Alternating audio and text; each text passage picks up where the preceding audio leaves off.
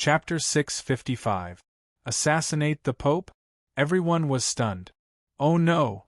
Saint Lorenzo suddenly came to a realization, and his face became extremely ugly. Damn the Vatican! Their means are so despicable. We made a mistake. We shouldn't have had a glimmer of hope and let Lorraine find them to reconcile.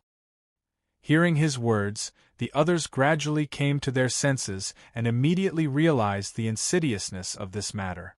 Obviously, Lorraine was not stupid enough to assassinate the Pope. Instead, she was used by the Pope. In this way, the already disadvantageous situation of the military region became even more passive. Treacherous! How dare you use the messenger you sent? Everyone was furious. At this moment, another major ran in from outside and hurriedly said, "Commander, generals, Richelieu and the Great Light King have led the Holy Knight army stationed behind to attack." What? Saint Lorenzo and Bryson suddenly stood up, their faces full of shock. The other generals were also stunned. Wasn't the pace of things too fast? They are actually preparing to attack? Are they crazy? Saint Lorenzo was extremely shocked and angry, but more than that, he did not understand. Even if Lorraine assassinated the Pope, it is only a matter of a subordinate. How dare they attack our military region? Aren't they afraid of being criticized? The major was sweating profusely and hurriedly said, reporting to Commander, they did not attack because of the assassination attempt on the Pope. Instead, it was because a senior colonel stationed outside the compound had falsely passed on your orders and shot arrows at Richelieu and the others who were waiting outside the compound. That was why they were angered. What? Saint Lorenzo was stunned again.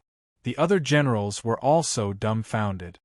Damn idiots, they actually. Saint Lorenzo's body trembled with anger. He could barely tolerate the assassination of the Pope, but the fact that his subordinate had rashly attacked Richelieu and provoked a war was really intolerable. The significance of this matter was far more terrible than the assassination of the Pope, especially at this critical moment. It was simply a disaster. What is the situation outside now? Bryson hurriedly asked. The major hurriedly said, the senior colonel who falsely passed the military order has been arrested by Major General Moss, but Richelieu and the Great Light King have led the Holy Knight army to attack us. Our defense has been breached, and it is estimated that they will attack here soon. Hearing this, everyone only felt a buzzing in their heads, a feeling of dizziness. The change of the situation was so unexpected that they could not keep up with it. It must be known that in a direct confrontation, the military was not afraid of the Radiant Church at all. But at this moment, the soldiers stationed at the military headquarters were not in combat mode. First of all, they didn't expect that the Radiant Church would dare to attack them without warning. Second of all, the soldiers were scattered in various barracks, but these barracks were not in the military headquarters, but in other districts. This distribution was mainly to facilitate the support of the soldiers in the war. Even though they had already gathered the troops from these districts, it would take time for the army to move forward, and the church's attacks were too quick. The situation instantly went out of control. How many troops do we have? Saint Lorenzo came to his senses and immediately asked the generals. Now that things had come to this, he knew that there was no point in pursuing the matter of the senior colonel. The Holy Church now had sufficient reason to attack, and the attack was already in front of them. The only thing they should do now was to defend and defeat the Holy Church. As for the rest, they could only wait for the war to end and then use other ways to modify it. Reporting to the commander, the 1st Legion is on standby. The 2nd Legion's 1st Division, 2nd Division, and 5th Division are on standby. A burly general with a 5-star epaulet immediately said. The other generals looked dignified, knowing that the war had finally begun. Although in name they were at a disadvantage, in terms of war they had a great advantage. It would not be difficult to take down the Holy Church. All troops immediately move out and block the Holy Knights. Saint Lorenzo immediately said. Next to him, Bryson's face was gloomy. Richelieu and the Great Light King are a bit tricky. I will go personally. Damn the Holy Church, it has been too long since they made a move. Do they really think that our military region is a pushover? With that, he got up and strode away. A few generals in charge of the divisions immediately stood up and followed behind him. Saint Lorenzo did not stop them. After all the generals had left, he said to the remaining generals and staff officers, "The Holy Church has come prepared this time. From the current situation, it seems that all of this is a conspiracy of the Holy Church. The excuse for attacking us is too well prepared. They must have planned this for a long time. This attack will not be so simple. Although Richelieu is the Pope, before he became the Pope, he was the #1 person in the Holy Church. His power is unparalleled. Now that he is working together with the Great Light King, relying on numbers alone may not be effective. Does anyone have any plans? Lord Commander, in my opinion, one of them will definitely lead a dagger team to break out of the encirclement and attack our headquarters. Otherwise, they will not be able to compete with us with just their military strength." An old staff officer with small eyes said, "We can set up an ambush in advance. Outside our headquarters, we can send a poisonous vanguard team to defend. Even if Richelieu can break through the defense of the vanguard team, he will be seriously injured and will not be a threat. Lord Commander, I think we should let Ghost Dragon kill Richelieu on the spot and then counterattack the Holy Church." Another staff officer who was about 60 years old said in a cold voice, "Now that the Holy Church has won the hearts of the people, they will attack us in the name of judging the dark believers. If we lose, then we will have nothing. The military will be reduced to a puppet of the Holy Church, like the Temple of Elements. We can only completely destroy the Holy Church. Although the reputation of the Holy Church is not good, but power can suppress all rebellious voices." "I agree," another one said. Saint Lorenzo frowned as he listened to their words. "Ghost Dragon is violent and we can't completely control him. If he takes the opportunity to run away, Lord Commander." The old staff officer from before said, "If we let Ghost Dragon take action, we can promise him that as long as he helps us destroy the Vatican, we will grant him freedom." Saint Lorenzo looked at him and pondered for a moment. "Immediately send someone to find Ghost Dragon and ask if he agrees." "Yes." A general immediately ordered the young captain who was waiting outside the conference hall. "Commander, should we ask for reinforcements from the inner wall?" Another staff officer said in a worried tone. "It is strange that the Holy Church handed over the position of Pope and sent troops to us. Don't you think it is a bit strange? If all of this is controlled by the forces of the Holy Church in the inner wall, then I'm afraid that there are masters of the inner wall mixed in with the knights of the Church. If that is the case, then even if we let Ghost Dragon..." Everyone's face changed as they heard his words. Chapter 656. Your Majesty, the Great Light King has invaded the military region. The military is retreating, but the troops from the other divisions are rushing over. The Great Light King is worried that they will surround the military region. He is asking for reinforcements. A deacon of the church hurriedly ran over and reported to Barton from the Divine Temple at the top of Mount Wutu. Barton was sitting on the throne with a scepter in his hand. He said, "I know. Send a message to him. The reinforcements will arrive soon." Yes. The deacon was ready to retreat. Barton asked, "Have the craftsmen arrived?" The deacon was startled. He didn't know why the Pope would ask about such a trivial matter at such a critical moment. He replied, "Your Majesty, the craftsmen that you have invited have arrived. They are in the church at the foot of the mountain. Tell them to come up and get ready to start work." Barton said, "Yes." The deacon replied. After he retreated, Barton immediately got up and walked quickly to the inner hall behind the throne. At a glance, he saw Dean sitting in front of the desk, quietly drawing something, and the beautiful woman who seemed to never leave his side. Barton's eyes glanced at the woman's almost perfect figure, then quickly turned away. He respectfully said to Dean, "Master, the craftsmen have arrived." Dean nodded. Wait for them to come.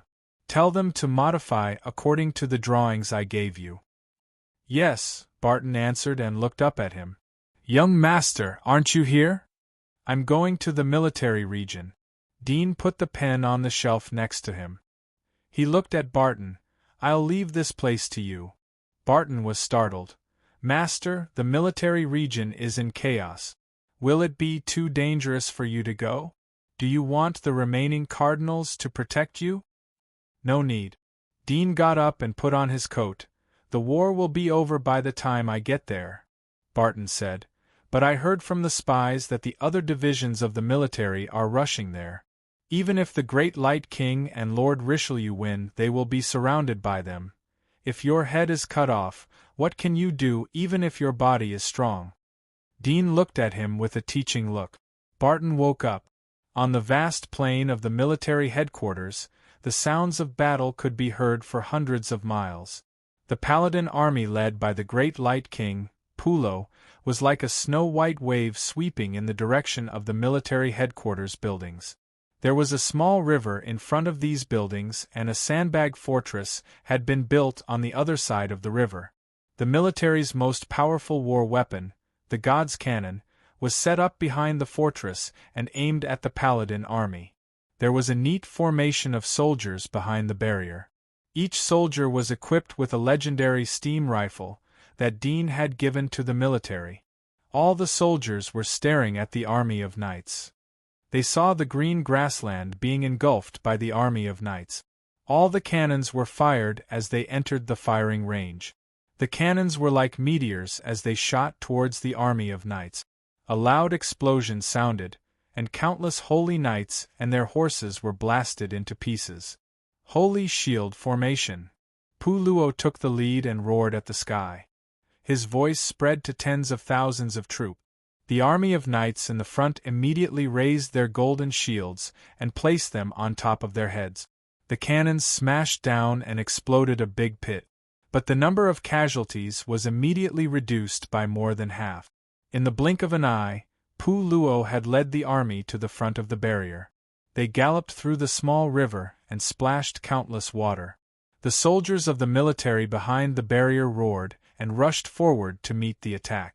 Bang, bang, bang, the bullets from the steam rifle quickly pierced through the horses and the knight. However, some knights who were further away were hit by the bullets but still rushed forward. The range and power of the steam rifle couldn't be compared with the rifles of the old era. The armors of the army of knights were the best quality war armors in the outer wall. They were extremely hard and could only be hit at close range. In the blink of an eye, the two armies had fallen into a melee. I'm going to capture the king. Richelieu roared at Pulo and called for a cardinal behind him to lead thousands of light cavalry. They took the lead and charged into the army. Their momentum was unstoppable as they tore open a gap and rushed towards the military headquarters building at the back of the army. Pulo was anxious when he saw that Richelieu was alone. He roared and waved his axe to kill the soldiers. Under the cover of Pulo, the light cavalry led by Richelieu broke through the defense of the soldiers. Some generals of the military saw that the situation wasn't right and led the heavy armored soldiers to stop them. However, they were beheaded by Richelieu. The generals of the military had the strength of senior hunters and had rich combat experience. But in front of Richelieu, they were no different from ordinary soldiers.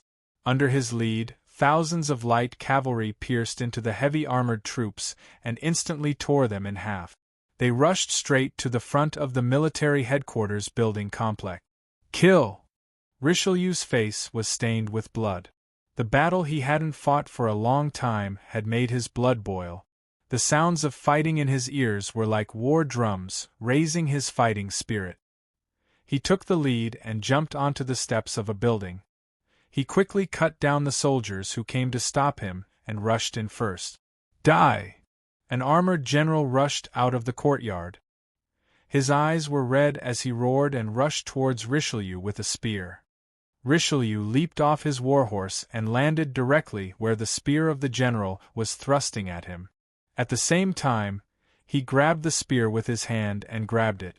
Using the momentum, he leaped forward and kicked the general in the chest.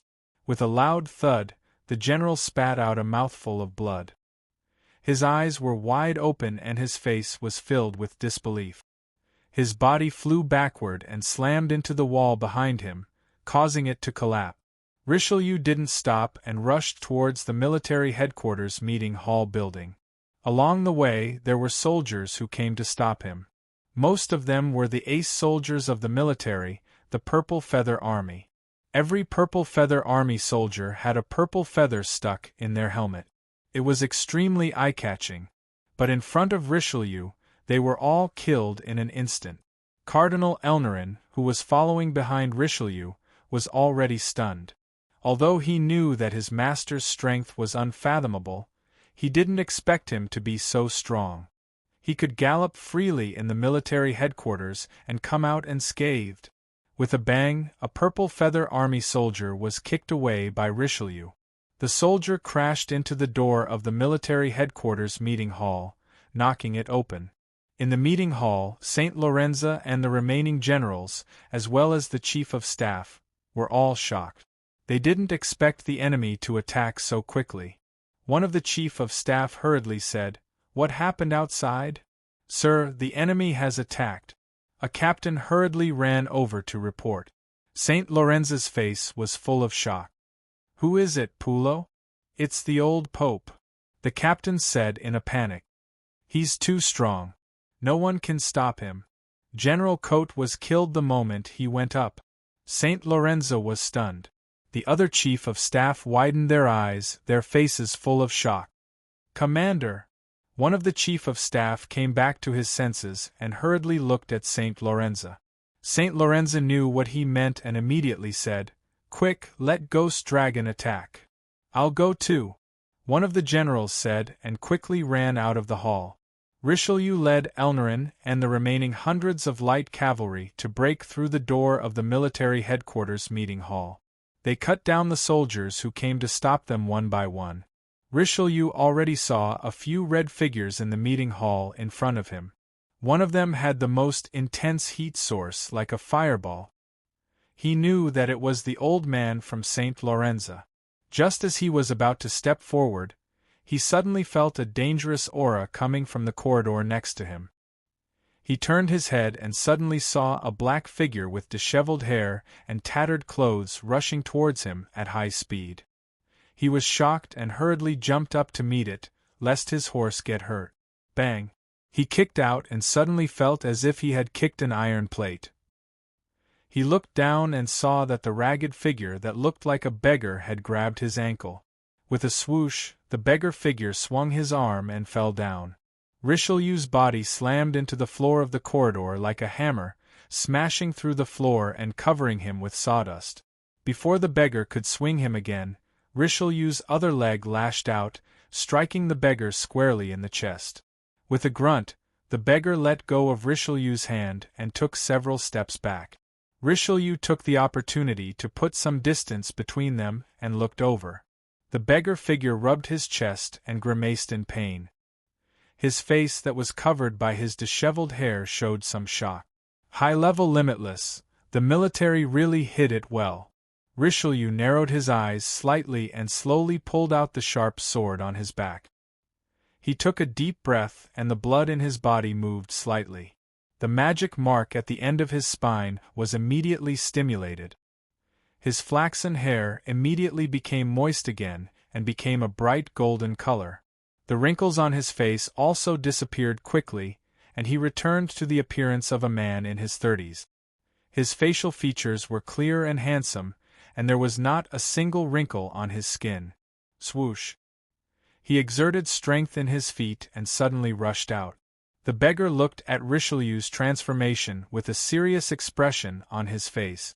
With a low growl, the bones in his body began to move violently. His body twisted slightly in a strange posture, and the next moment, sharp white bone spikes began to grow out of his forehead, elbows, and the end of his spine. He lay on the ground like a lizard, swaying his body. As Richelieu pounced on him, the beggar charged forward. Swoosh! He waved his sharp claws and slashed at Richelieu's chest. The sword in Richelieu's hand flashed and blocked his palm. However, the moment he blocked it, he saw a white spike coming at him from the side.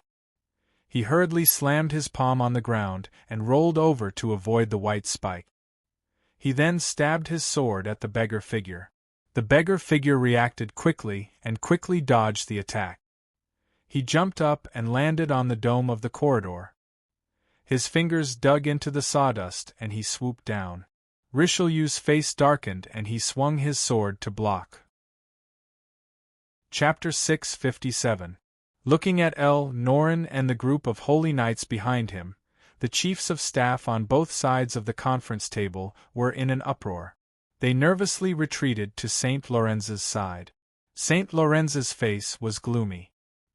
He stepped out of the crowd and pulled out his greatsword from the weapon rack beside him. Norin looked down at Saint Lorenza and said, "Commander, get ready to be captured." Just as he said that, Saint Lorenza suddenly rushed towards him with his sword in hand. He was as fast as a white pigeon, his greatsword humming in the air. Norin's expression changed. He hurriedly retreated and called for the holy knights to stop him. With a few bangs, Saint Lorenza raised his hand and slapped. The charging holy knights flew back at an even faster speed, crashing into the holy knights behind them. Immediately, a large number of them fell. Norin saw that the situation was not good and quickly turned to escape. Bang bang bang!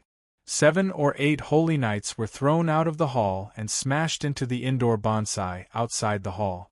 Saint Lorenza held his sword in one hand and stood at the entrance of the hall, looking coldly at the many holy knights outside.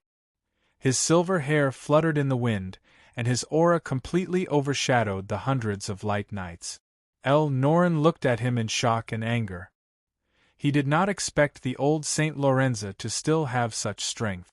Bang! Bang! In the corridor next to him, Richelieu and the beggar were fighting fiercely, tearing the corridor apart. Richelieu heard the commotion next to him and glanced over. He suddenly saw Saint Lorenza standing at the entrance of the hall with a sword in his hand. A large number of holy knights had fallen in front of him. At the same time, outside the building behind him, there were faint sounds of fighting. It seemed that the army outside had surrounded them. "I can't delay any longer." His eyes were cold. He raised his hand to block the beggar's attack and leaped back. He knew that the battle between the army led by Prolo and the army of the military would not be decided in a short time, but the army of the military could take the opportunity to send some reinforcements here. The longer he delayed, the more disadvantageous it would be for him, and it might even lead to the failure of the mission.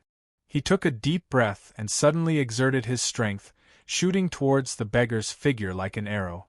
The beggar was shocked. With a low growl, bone spikes protruded from his arms as he tried to grab Richelieu. With a clanging sound, the sword in Richelieu's hand flashed and he deflected the beggar's arm. His body suddenly moved, and in an instant, 3 Richelieus appeared, stabbing at him from 3 different directions. The beggar's face was full of shock as he hurriedly retreated out of the range of the sword light. Richelieu followed up with another attack. His sword flashed like the wind, each strike deadly, forcing the beggar's silhouette to retreat. "Die!" Richelieu growled. The veins on his arms bulged as he slashed down with his sword. Just like before, the beggar raised his hand to block, but as soon as he touched the longsword, he felt that something was wrong. When he wanted to withdraw his hand, it was already too late. With a cracking sound, the sword light cut through the bone spurs on his arm and went down. The sharp tip of the sword stabbed straight into his chest, leaving a huge wound, and blood spurted out. Richelieu lifted his foot and kicked the beggar's stomach as he chased after the beggar again.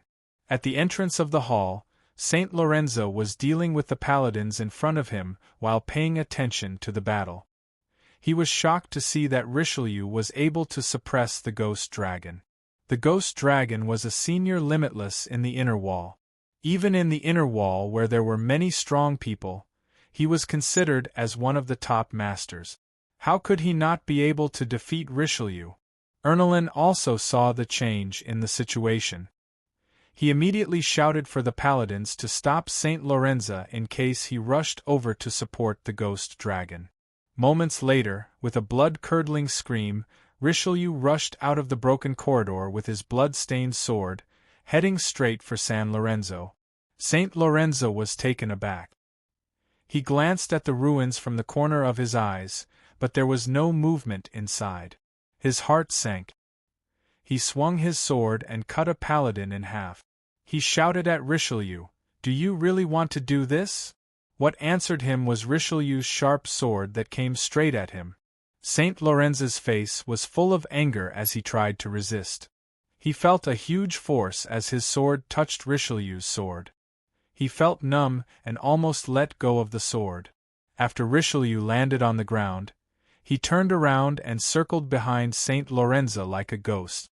He used his arm to lock Saint Lorenzo's throat and control his upper body.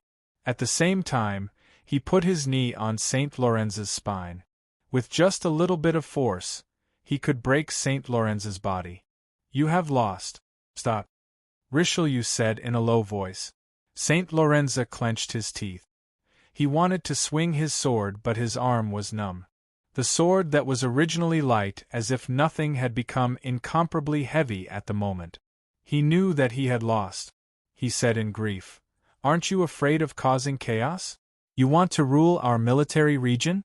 Have you asked the military headquarters in the inner wall? Will they agree?" Richelieu was unmoved and said, "Pass down the order immediately. Tell your subordinates to stop fighting and surrender. You've lost. Don't create any more killing and sacrifices." Saint Lorenzo was so angry that he laughed. "Slaughter? Sacrifice? Haven't you made enough of them? Do you really think that just because you can control me, you can control the tens of thousands of soldiers in the military? They will never surrender, they will never bow their heads to you." Richelieu coldly replied, "Then don't blame me." With that, he grabbed his shoulder and twisted it violently. With a crack, his arm was broken. Then, he dragged his body back into the hall. Ernie led the other paladins to enter the hall. They occupied every part of the hall and beheaded all the attendants who tried to resist. Only the chiefs of staff and honorary generals were left behind. "Take off his clothes." Richelieu suddenly pointed to an honorary general. Ernelin immediately sent someone to take him down and take off his coat.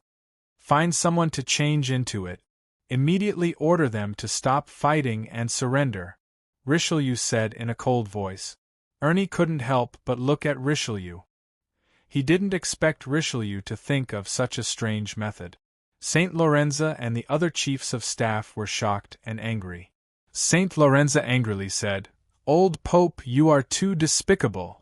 You forced me to do this." Richelieu coldly looked at him. Soon a paladin put on the honorary general's armor and ran out of the building. It didn't take long for the sound of fighting to die down.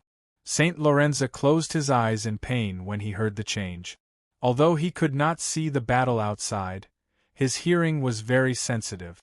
As the sound of fighting weakened, he also heard the cheers getting louder and louder. The content of the cheers was, "Long live the Pope." Obviously, the knights of the Church won. The other chiefs of staff had ugly expressions on their faces. They were so angry that they looked as if they had eaten charcoal. They knew that the generals and soldiers who had stopped fighting outside were probably even more devastated than they were. A carriage with the flag of a cardinal of the church on it sped through the streets at full speed. The passers-by on the streets saw the flag on the carriage and avoided it in fear, not daring to stop it. After a moment the carriage came to a stop outside the military headquarters. Dean opened the door and got off the carriage. He looked at the towering courtyard wall in front of him. The coldness in his eyes faded a bit. "Master, it seems very quiet inside," Sergei, who was the coachman, said to Dudian as he jumped down from the carriage. "Quiet is good news." Dean took Aisha's hand and strode inside. There was a vast grassy plain after entering the courtyard wall. There were several rampart-like buildings in front of the plain. There were sentry towers, arrow towers, training grounds, and camp. It didn't take long for Dean to see a lot of corpses and blood staining the plain. Chapter 658. It didn't take long for Dean to see a team of paladins standing by the river in front of the plain. The sun shined on their silver-gray armor and reflected the dazzling light. He saw a red-robed figure in front of the team of paladins. It was Cardinal Elnarin, who was next to Richelieu. Elder. Ernelin trotted in front of Dean and immediately jumped down from the horse's back. He bowed and saluted. He was one of the few people in the Holy Church who knew the real inside story. He didn't dare to treat Dean as a genius. "Let's go." Dean didn't ask anything. "Yes," Elnarin replied respectfully. He was surprised as he looked at Dean's appearance. It seemed that Dean knew the situation inside out. Lorenzo was sitting on a chair in the conference hall. 2 knights were holding their swords to his throat. The other commander, Bryson, didn't have such good treatment. He was personally taken care of by Pulo. He was kneeling on the ground. His hair was messy and there were many scars on his body. His armor was broken. He was captured by Pulo after the armistice. This was the first time he fought against the nominal number 1 person in the outer wall. The latter's strength was beyond his imagination. He didn't even have the chance to escape from the enemy. "It's useless even if you capture us." Lorenzo gritted his teeth and stared at Richelieu. "Commander Zidane will soon bring troops to encircle this place. She has 10 times more troops than you. Coupled with the steam rifle, it's enough to flatten this place. You won't be able to escape." Richelieu sat on a general's chair and said indifferently, "With you guys here, do you think he would dare to attack?" "Hey," Lorenzo sneered, "don't think that you can force them to retreat by using us as hostages. In the current situation, she will kill you along with us. That's the best result. The military and the Holy Church will see her as the king. Do you think she will be soft-hearted in the face of such a big temptation? Just wait to be buried with us." Richelieu slightly frowned as he looked at Pulo, who was next to him. Pulo thought for a moment. "Elder, why don't we retreat first and capture them at Mount Wu Tua? With the help of the terrain there we can certainly defend against them." Richelieu's eyes flashed as he hesitated. "What's the matter that's making you so distressed?" Suddenly, a clear voice came from outside. Everyone was startled and couldn't help but look outside. Cardinal Elnarin slowly walked into the hall with 3 figures. When they saw the face of the young man behind Elnarin, Saint Lorenzo and the other generals and staff officers were stunned, their faces filled with astonishment. Richelieu was startled as he saw Dean come in person. He was relieved as his heart settled down. He got up and greeted, "Master, you have come." As soon as these words were spoken, the hall instantly fell silent. Saint Lorenzo opened his mouth wide and stared at Richelieu in shock, wondering if he was hallucinating. "Young master? And he even used honorifics to address you respectfully?" Bryson, who was kneeling on the ground, and the rest of the defeated generals looked at this scene in disbelief. They couldn't wrap their heads around it. How could the leader of the Holy Church be so respectful to this genius in divine arts? Prow, who was pressing down on Bryson, was equally shocked as he looked at Richelieu in confusion. Dean patted Richelieu's shoulder. "You've worked hard. Are you hurt?" Richelieu was startled but quickly responded, "No, it's just a small scratch." He put away the cut on the back of his hand. Dean's eyes were sharp. He looked at Ernelin. "The old pontiff is injured. Why didn't you bandage him?" Elnarin was shocked. "I'll call the priest." He saw that Dean didn't stop him, so he immediately turned and ran out. Dean took Richelieu's hand and came to the hall. He passed by Bryson, who was kneeling on the ground, and other generals. He didn't even glance at them. Dean helped Richelieu to sit down on the chair. He looked at Lorenzo, who was sitting on another chair. "Old commander, long time no see. How are you?" He waved his hand as he spoke. The 2 knights who were holding Saint Lorenzo looked at Dean in confusion. They looked at Richelieu, who was next to him. Richelieu nodded to them. Both of them loosened their grip on their swords. One of them carefully reminded Dean, "Master, be careful." Lorenzo looked at Dean in a daze. Dean's attitude and Richelieu's performance made him unable to see the boy as a simple master. Moreover, it was a historical moment of life and death for the Holy Church and the military. How could a master come here and waste time? Dean pulled a chair from the side and sat next to St. Lorenzo. He saw that El Norin had come with 2 priests. As soon as the priest arrived, he bowed and immediately checked Richelieu's wound to prevent infection. St. Lorenzo stared at Dean, who was sitting next to him. "Mr. Dean, we have a friendship in the past. Can you talk to the old pontiff and ask him to withdraw his troops? Otherwise we will all die here when Commander Skydon attacks." Dean looked at him in surprise, then shook his head. "Old Commander, you are really confused. How can I help you? It was my idea to take over your military region." St. Lorenzo was stunned.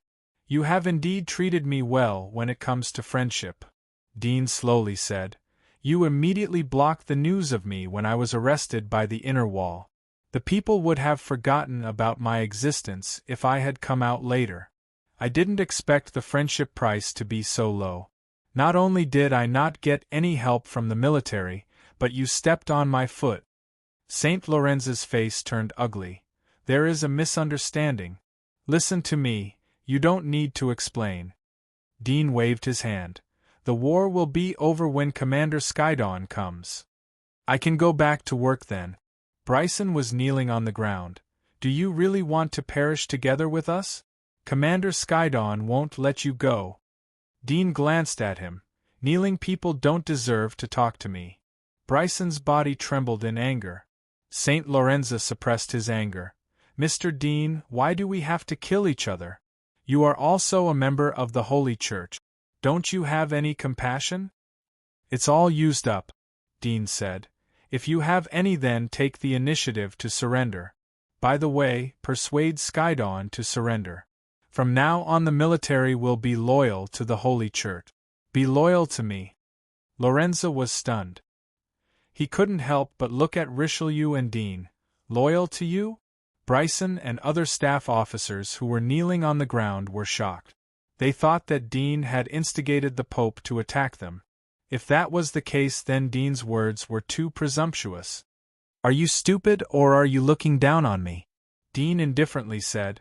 "Is there any problem with being loyal to me?" He noticed that Richelieu had a matter-of-fact look on his face. Suddenly, he thought of the honorifics and the way Richelieu addressed Dean. An incredible conclusion came to his mind. Dean was the real power behind the Holy Church. He immediately thought that Dean had been taken to the inner wall before. It was possible that Dean had gotten something from the inner wall. Perhaps he had been appreciated by a certain force and had made a leap in his cultivation. Although the possibility was low, but it wasn't impossible. "What is your relationship with the Pope?" He looked at Dean in bewilderment. Dudien didn't pay attention to such a boring question. Chapter 659. So fast. Puluo was surprised. Bryson and the other generals' eyes lit up as they heard Dudien's words. They were finally saved. Although St. Lorenzo had said that they would be killed along with Richelieu and the others. But they knew that St. Lorenzo was deliberately trying to intimidate the Holy Church. If St. Lorenzo really did so, then there was only one consequence. He would be obliterated by the military. "I'll stop the enemy." Puluo looked at Dudien and asked Richelieu for instructions. Richelieu didn't respond as he looked at Dudien. He was waiting for his decision. "It's finally here." Dudien's eyes lit up. "Pontiff, I'll leave everything here to you. I'll be right back." Richelieu was startled. "I'll go with you."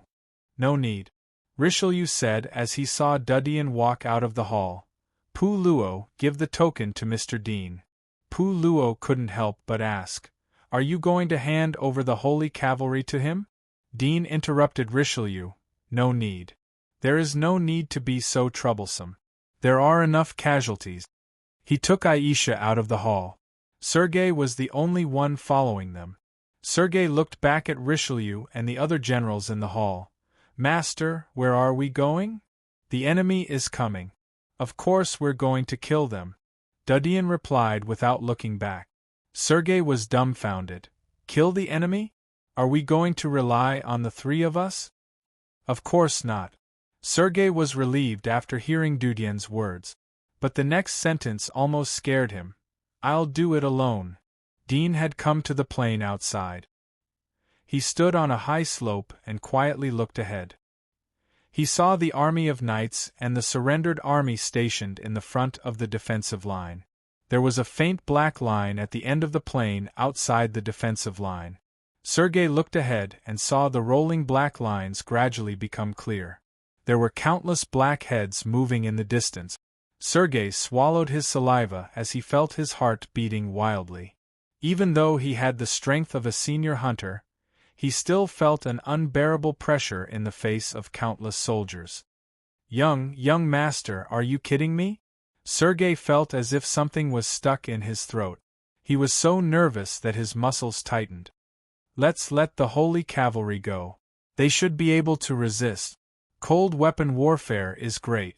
It produces a fierce general who can change the situation by himself. Dudyan didn't pay attention to Sergei's words.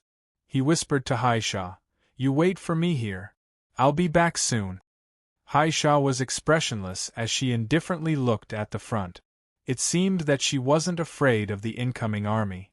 She didn't care about the danger that Dudyan was about to face. Dudyan turned to Sergei. "Take care of her. Don't let anyone get close to her." Sergei hurried to ask Dudyan to stay. "Master, we have so many people. Why do you have to fight alone? It's dangerous." "Because of efficiency," Dudyan said. Sergei was stunned. Dudyan took off the black fur coat and handed it to Sergei. He pulled out the dark steel sword from his waist and jumped down the high slope. He rushed towards the black army outside the defensive line. Sergei was startled. Suddenly he heard the sound of armor rubbing against each other.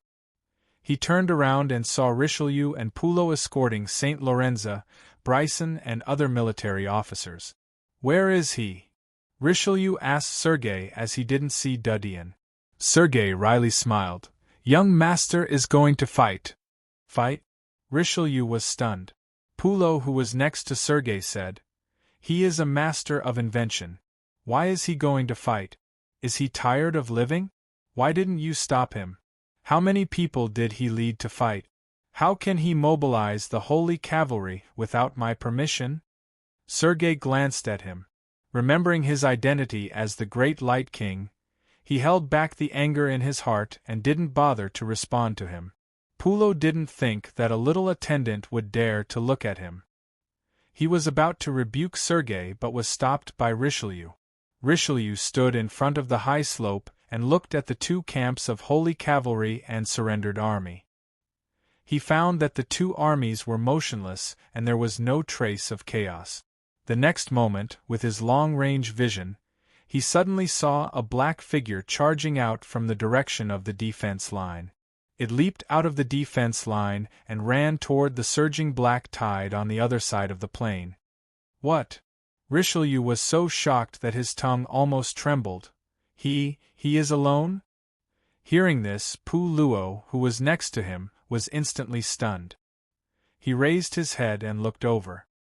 His gaze quickly saw an incomparably tiny black figure rapidly moving forward on the plains. He couldn't help but be dumbfounded. Saint Lorenzo, Bryson and the others who were being held at the back were stunned for a moment. They could not help but struggle to stand up and look forward. One of the old staff officers ignored them and sneered. "Fighting alone? What kind of joke is this? It's not called fighting, it's more like suicide. Does he think he's a god who can defeat the army brought by Commander Hidovan alone? Ridiculous." Just as he said this, a burly general beside him suddenly exclaimed, He went up alone?" The old staff officer was stunned. "Isn't there the holy cavalry? Why is he going to fight alone?" Richelieu couldn't help but ask Sergei. In his impression, Dean had always been cautious and liked to hide in the dark to order others around. However, the current situation was one where even the brave generals didn't dare to take the lead in the battle. But Dean was the only one who was willing to go to the front. Sergei's face was bitter. Young master said that it's efficient. Efficient? Richelieu was stunned. Whoosh, whoosh. The deafening roar shook his eardrums, and his heartbeat accelerated uncontrollably. He clenched his sword, and his pupils changed. The black tide in front of him suddenly turned into a red scourge. The heat of countless figures glued together. In this red scourge, there were 7 or 8 figures emitting heat like fireballs. They should be the generals of the army. Dean's eyes turned and quickly found 3 figures that were more vigorous than the fireball. 2 of them were standing together and the other one was on the left side of the army. He thought for a moment and locked his eyes on the 2 figures that were standing together. It was impossible to judge the specific position of the other heat sources in the crowd by using thermal vision alone. But Dean's vision wasn't thermal vision but X-ray vision. He could easily lock the position of each heat source in the crowd. Charles noticed a person rushing out of the defensive line and immediately raised his hand to order the entire army to slow down. Soon, he saw the person's appearance clearly. He was wearing a strange black armor. It was not the military armor, nor was it the silver-gray armor of the Order's knights. He could not help but frown and shouted, "Who is it?" Dean narrowed his eyes as he looked at the army that was gradually coming to a halt. He didn't pay attention to the general's shouts. His feet suddenly exerted force as he used the dragon blood technique to control the flow of blood in his body. The power of magic marks surged out from his chest, and his whole body was covered with snow-white bones. He clenched his sword and rushed towards the general like a gray sword. Charles looked at Dean's sudden increase in speed and was shocked. He hurriedly shouted, "Get ready to meet the enemy! Heavy armor, get into formation! Archers, shoot!" Whoosh, whoosh, whoosh. The archers released the arrows that had been prepared for a long time. Arrows rained down from the sky and fell on the plain in front of Dean. Dean didn't dodge but rushed straight to the front. He waved the sword in his hand and quickly split the arrows that were falling from the sky. With his wide field of vision of 270 degrees, all the arrows that were aimed at his body were blocked one by one. Whoosh! After he broke away from the arrows, he leaped into the air and leaped over the heavy shields of the heavily armored soldiers. The height of his leap was so high that even the knights' spears that were piercing through the shields could not reach him. Charles was horrified. Even other generals couldn't do such a skill. He pulled out his sword and waved it forward. He roared, "Trap the beast formation! Kill!" Thousands of cavalry rushed out from the army behind him. The sound of hooves was like a torrent. They surrounded Dean in 3 layers and then tightened the encirclement to the center. Dean's eyes were indifferent. He didn't stop at all. He rushed forward and suddenly attacked. His palm grabbed the front leg of a knight's horse, and the other hand waved his sword to block the knight's spear. He roared fiercely, and the strong horse let out a mournful cry. Unexpectedly, it was pulled by Dean and danced. The knight on the back of the horse was tied by the rope so he didn't fall. But it was difficult to attack when the horse was dancing. "Get lost!" Dean turned a few laps and suddenly smashed into the encirclement in front of him. Whoosh! The horse rushed out like a black cannonball. It instantly broke through 4 or 5 cavalry. The knight on the back of the horse vomited blood and died on the spot. Dean stepped on the body of the horse and rushed forward. He turned the sword in his hand and cut off the heads of 2 cavalrymen. He didn't stop but retreated back to the army to kill the general who had previously given the order. "Damn! Stop him!" Charles looked at the beast formation that was easily torn by Dean. He was so angry that his face changed color. There was some panic in his heart. He could feel that the murderous intent of the teenager was directed at him. Whoosh! Dean stepped on the head of the cavalry and rushed all the way forward. In the blink of an eye, he came in front of the general who was riding on the horse. "Die!" Charles was shocked and angry. He clenched his teeth and rushed forward. Dean's eyes were indifferent. His body suddenly sped up and his wrist shook. The moment the two crossed each other, blood sputtered and splashed on Dean's cheek. At the same time, a head flew up. Chapter 660. General Charles. Two of Charles's trusted attendants saw this unbelievable scene. They roared in grief and indignation and rushed toward Dean with their guns. Dean didn't pay attention to them. He stepped on the shoulder of a knight and used the momentum to move towards the back of the knight. Kill! Kill! Stop him! The three generals in the rear saw Dean beheading Charles. They were incomparably shocked and angry. They didn't expect that there would be such a brave person in the enemy. Moreover, they didn't expect that this person would despise them so much. He dared to break into the enemy alone. It was simply unforgivable. Under the command of the three generals, the army quickly dispersed. Archers and musketeers retreated to both sides. Light cavalry and heavy armored soldiers outflanked from the side and took the initiative to attack Dean. In the case of close combat, archers and musketeers were useless. They would only hurt their own people. Dean was the only one who had broken through the army. Their newly established strongest regiment, the Firearm Regiment, was completely useless. Whoosh! Dean flew through the army. His feet did not touch the ground. He stepped on the shoulders of the knights along the way and swept forward. He was like a dragonfly skimming on the water or like a butterfly. His movements were light and agile without the slightest bit of sloppiness. These knights raised their spears to stab Dean. With the impact of the cavalry, the destructive power of the spears increased to the strongest. But Dean's speed was too fast. He stepped on the heads of their horses or stepped on the spears. It seemed that he could borrow any physical substance. In the blink of an eye, he rushed hundreds of meters away without the slightest pause or the slightest injury. The three generals, senior colonels, and captains in the surroundings were all astonished to see this scene. What kind of aura and power was this? He was actually able to come and go as he pleased in the midst of an army of tens of thousands of men and horses, completely unscathed. Dudian looked straight ahead. There was a kind of disdain in his eyes. He was tired of everything in the world. Anyone who saw his eyes would tremble with fear, awe, and submission. He was holding a 3-feet-long dark steel sword as he rushed forward. All the spears, sharp blades, swords were unable to hurt his snow-white bones. The ugly and ferocious skeleton-like appearance firmly wrapped his body and protected it tightly. In the center of the army, Sidon was wearing an exquisite bronze battle skirt, which accentuated her slender and plump figure.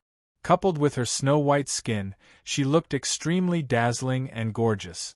She was not only the only woman among the three commanders, but also the goddess in the hearts of all the officers and soldiers in the military region.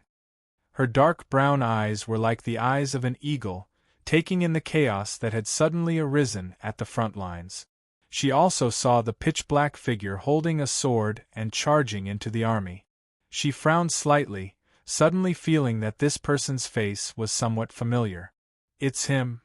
Sidon finally remembered. There was a trace of surprise on her face. "Isn't this person an architect? How can he be so strong?" "Commander, do you recognize this person?" A 5-star general next to her was surprised. His vision couldn't see the details of the turmoil in the front. He could only see the general situation. "You know this person. He is the young master who gave us the legendary item for free." Sidon stared at the turmoil. Her brows wrinkled more and more. "Are you talking about the magic master called Do Something?" The 5-star general couldn't help but be stunned. Judging from the turmoil in the front, the strength of the person wouldn't be lower than him. How could such an existence be the young architect? Sidon stared at the battlefield. She was not in the mood to talk to him. She saw Dudian rushing all the way. His speed was extremely fast. The light cavalry and heavy guards couldn't stop him at all. She could clearly see that the person was coming towards her. Obviously, his purpose was to kill her. He came alone to kill her in the middle of thousands of troops. She felt scared and shocked as she thought about it. Was this the thinking of a normal person? What gave him so much courage? Why haven't you taken him down yet? Didn't you say that he was alone? A 5-star general said to a colonel knight next to the chariot, "Give me the telescope." The colonel knight immediately took out the telescope and handed it to the general. The 5-star general raised his eyes to look, and the blurry scene in front of him immediately became clear. He saw a young man dressed in black armor holding a dark bronze longsword, stepping on the knight's shoulder as if he was walking on flat ground. Along the way, countless soldiers thrust their spears or brandished their swords in an attempt to stop him, but they were easily dodged. Occasionally, the swords that struck his feet were blocked by his metal boots, not causing him any damage. How is it possible? The 5-star general was stunned. He had thought that the newcomer had already been surrounded by the army and was struggling in pain. However, the situation was completely different from what he had imagined. Not only was the newcomer not surrounded by the army, he even treated the army like a field of grass that he could trample on as he pleased, using them as stepping stones. He put down the telescope and scolded the colonel knight next to him. "What the hell are you doing? How are you going to fight if the holy cavalry is behind him?" The colonel knight's mouth was bitter. He knew that the people in front couldn't take down the enemy. What could he do? Blame me? He naturally didn't dare to take the blame. Subordinates will immediately dispatch the Purple Feather Army to encircle the enemy. Go! The 5-star general roared. The colonel cavalry general hurriedly accepted the order and rode out. Whoosh! Dudian flew all the way. Suddenly he saw that the army in front of the commander's chariot was divided into 2 sides.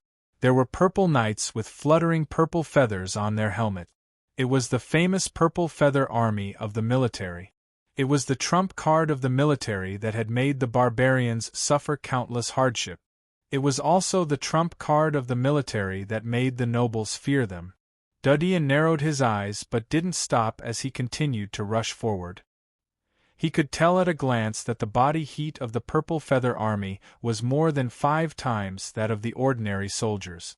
They were almost the same as the primary hunters.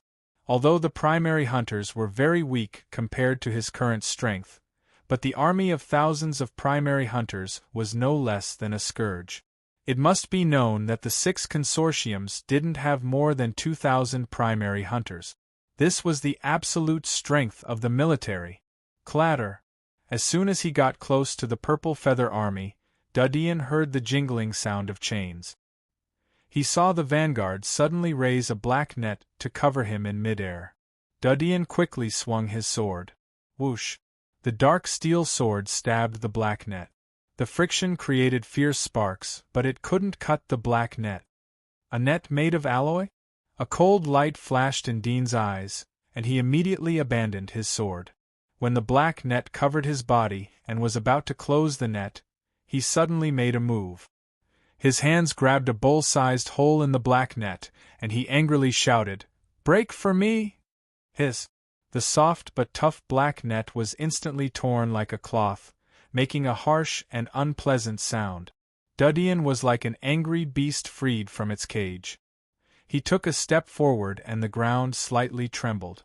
He rushed out like an arrow and crashed into the Purple Feather Army. The Purple Feather Army reacted very quickly.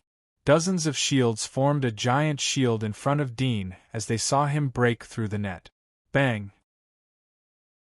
Chapter 661. Dean rolled out of the mess. As soon as he looked up, he saw a shield smashing towards his head. He fiercely punched it. Bang! A violent collision sound rang out, and the burly armored soldier with the shield spat out a mouthful of blood. His body flew backwards, knocking over 2 knights. One of the knight's horse was hit in the head, and he died on the spot. The shield in the hands of the soldier was deeply caved in. It looked like a fistbrand. The Purple Feather Cavalry were dumbfounded. What kind of monster is this? Dean's palm hit the ground and he rushed forward like a cannonball. How is this possible? The five-star admiral looked at this scene through the overlook mirror and was stunned. Zidowin stared at the unstoppable Dean. He turned to a young man who was leaning on the sofa. We have met a tricky enemy. We may need you to take action. The young man was enjoying the snacks and fruits on the table. He smiled as he heard Zidowin's words. Who is it? Look at how scared you are. Zidowin replied. The person is very strong. He is far beyond the level of a hunter. He may not even be a primary limitless. When the young man heard this, he immediately became interested. He took a bite of the fruit that was worth more than gold and threw it out of the carriage. His figure flashed and appeared beside Zidon. He raised his hand in front of his eyebrows as if to block the sun. He looked forward and soon saw the chaotic area in front of him. He raised his eyebrows slightly and smiled. Interesting. No wonder he dares to attack the formation alone. He probably wants to capture you and end this war. Zidowin stared at him. Are you sure? Sure? The young man looked at her in surprise, as if he had heard something unbelievable. You're asking me if I'm confident? Dear, are you insulting me? No, no. The five-star general knew that the young man was from the inner wall. He didn't dare to offend him. Commander doesn't mean that. Why are you interrupting when the big shots are talking? The young man glanced at him sideways. His gaze was as cold as ice, without the slightest emotion, and without the slightest playful attitude towards Hidovan. The five-star general was taken aback, his entire body feeling a chill. He was so embarrassed that he didn't know how to reply, but he felt somewhat humiliated and annoyed. He was old enough to be this young man's father, yet he was actually called a child? However, when he thought of the other party's identity, he could only admit it. Zidon's expression was indifferent as he said, I know you're very strong, but the enemy isn't weak either. It's better for you not to underestimate them. Looks like you've underestimated me. There was a sad expression on the young man's face. I'm from the inner wall. I don't know where this kid came from, but I can tell from his skills that he's just a primary limitless. Well, he's close to the level of a senior limitless. But I've killed a lot of senior limitless. Milord, you're truly formidable. The five-star general immediately complimented. The young man smiled at him. The five-star general immediately felt overwhelmed by the favor, and his face was full of smiles. Zidon looked at the battlefield in front of him and said, Since that's the case, you should make your move as soon as possible so that my men don't die in vain. It's just a bunch of trash. It doesn't matter if a few of them die. The young man didn't care. He didn't intend to continue watching the battle. He twisted his neck and made a cracking sound. After doing a few warm-up exercises, he winked at Zidowin with a hint of temptation. Don't forget what we agreed on after this is done. I always keep my word. Zidon calmly replied. Good. Whoosh. The young man's body flew out as soon as he finished his words. It seemed as if a hurricane was set off from where he stood. The chariot shook slightly. The five-star general looked at the young man who seemed to have teleported away, and his eyes were filled with shock. Although he rather detested this young man, he had to admit that other than having a higher status than him, the young man's strength was something he had never seen before. So strong. The five-star general sighed. I didn't expect that a random person from the inner wall would be so strong. He didn't come here randomly. Zidon said indifferently. The five-star general looked at her. He wanted to say something but hesitated. What do you want to say? Zidon seemed to notice the corner of the five-star general's mouth. The five-star general's heart shuddered slightly. He immediately found a topic and said, What I want to say is, after he gets rid of this person, do we need to capture the entire church? Shouldn't we also capture the Holy Church in one fell swoop, since they have treated us like this? We'll talk about this when all three commanders are present. Zidon replied coldly. Yes. The five-star general said respectfully and took the opportunity to flatter him. Commander, you've saved St. Lorenza and Commander Bryson. You've saved the entire army. Such a great achievement, you must— What? Zidane suddenly cried out. The 5-star general felt strange but could only repeat, Commander, this rescue. He was halfway through his sentence when he heard a creaking sound. He saw that Zidane was holding the edge of the chariot with too much force and had crushed the guardrail. He was shocked and looked up at Zidane's face. He saw a beautiful face that was shocked to the extreme. Her expression was distorted because of the shock. He was stunned for a moment and suddenly reacted. He grabbed the telescope and looked in the direction of Zidane's gaze. He immediately saw the young man in black armor rushing straight towards the chaotic area in front of him. In the air beside him, a head rolled down.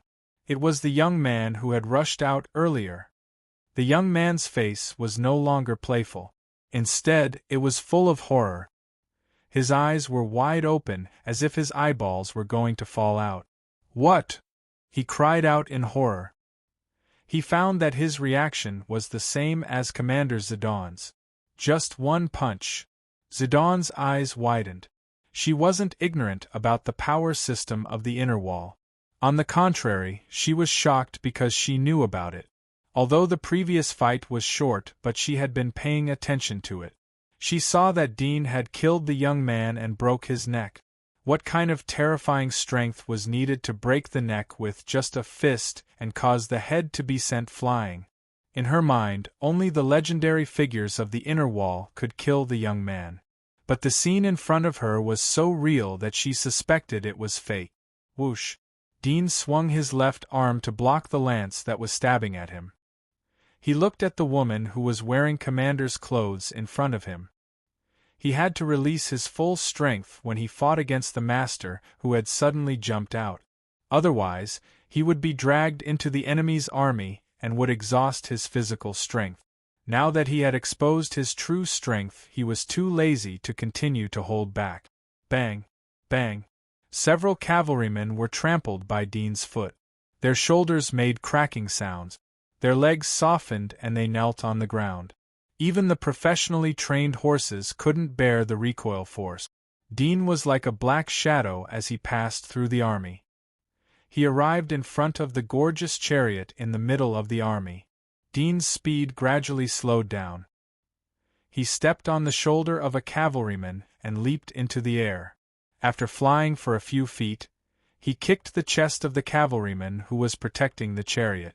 The cavalryman flew back and rubbed the side of the chariot. He fell into the army behind the chariot. Dean was standing on the back of the horse. He looked down at Zidane with indifferent eyes as if he was looking at an ant. Chapter 662. The chaotic battlefield seemed to have suddenly quietened down. Zidane stared blankly at the boy on horseback. The flying grass and the slow-moving soldiers seemed to be gradually moving away from her. She felt as if she was suddenly isolated from the world and sealed in a world of ice and snow without any temperature. The most dazzling thing in her sight was the eyes of the boy whose armor was stained with blood. They were like two deep black holes projected from the clouds. This brief illusion was broken by the long neigh of a strong horse. The cries of the surrounding soldiers were deafening once again. Dean jumped off the horse and gently landed on the edge of the chariot.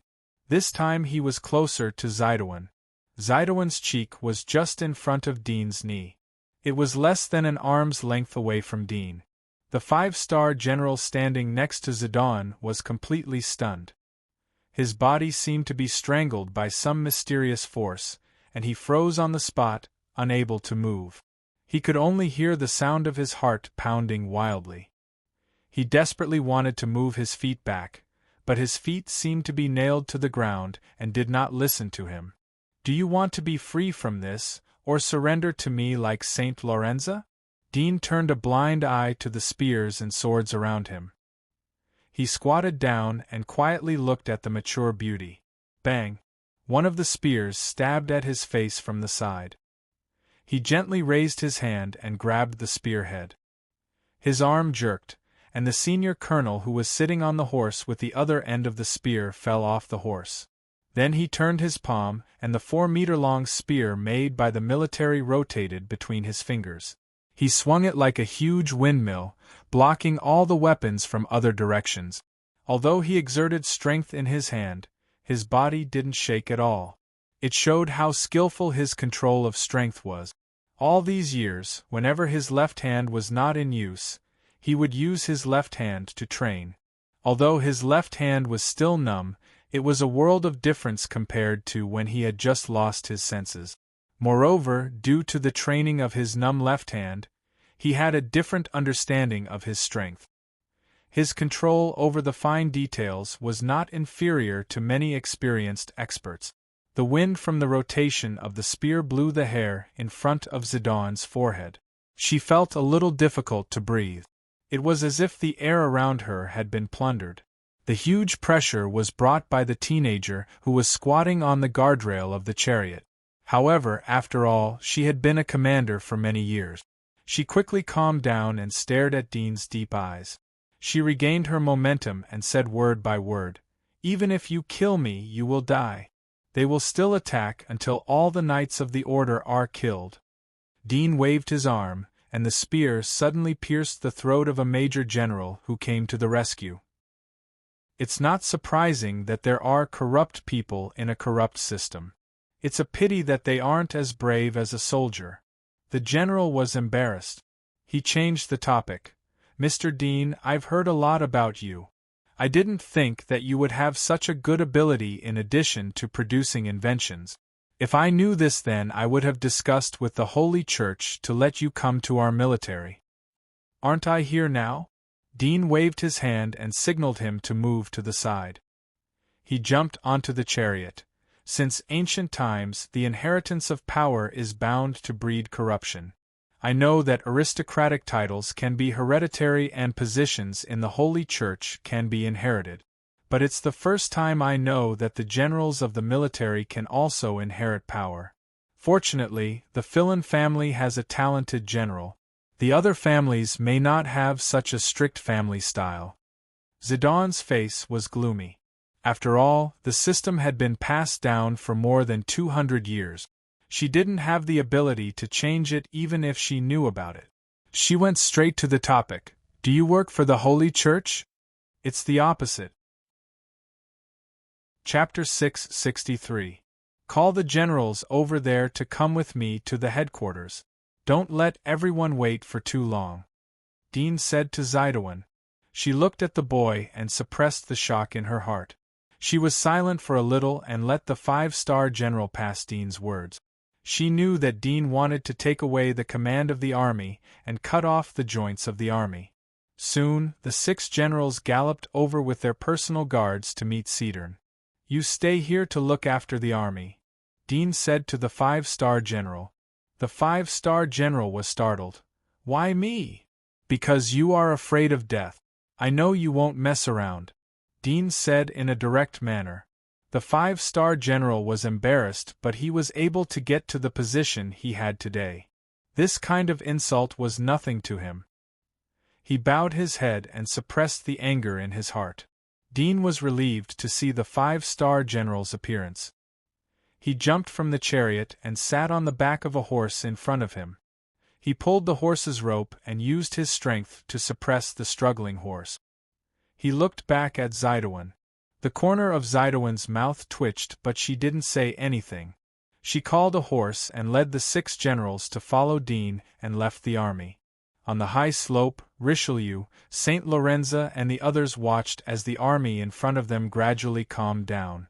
Because of the large number of people in the army, Dean was deep in the crowd. Even Richelieu's vision couldn't see where Dean's figure was. They were anxiously waiting for Dean's figure. Suddenly, they saw the army open up a path. Several cavalrymen rushed out of it. They were led by a black armored figure. Richelieu's eyes widened in shock. Although he knew that the army might not be able to kill Dean, it was still incredible to see him return safely. Soon, he saw the cavalry following behind Dean. All of them were wearing armors and epaulets. One of them had a beautiful figure. Her long hair was fluttering under the helmet. She had a different kind of charm. She was one of the 3 commanders of the military region, Zidane. He really did it. Richelieu felt a trace of palpitation in his heart. Saint Lorenzo, Bryson and the other generals were stunned when they saw the faces of the cavalries. They didn't expect Dean to face thousands of troops alone and return safely. Moreover, he was followed by Commander Zidane. Is Zidane crazy? She actually left the army.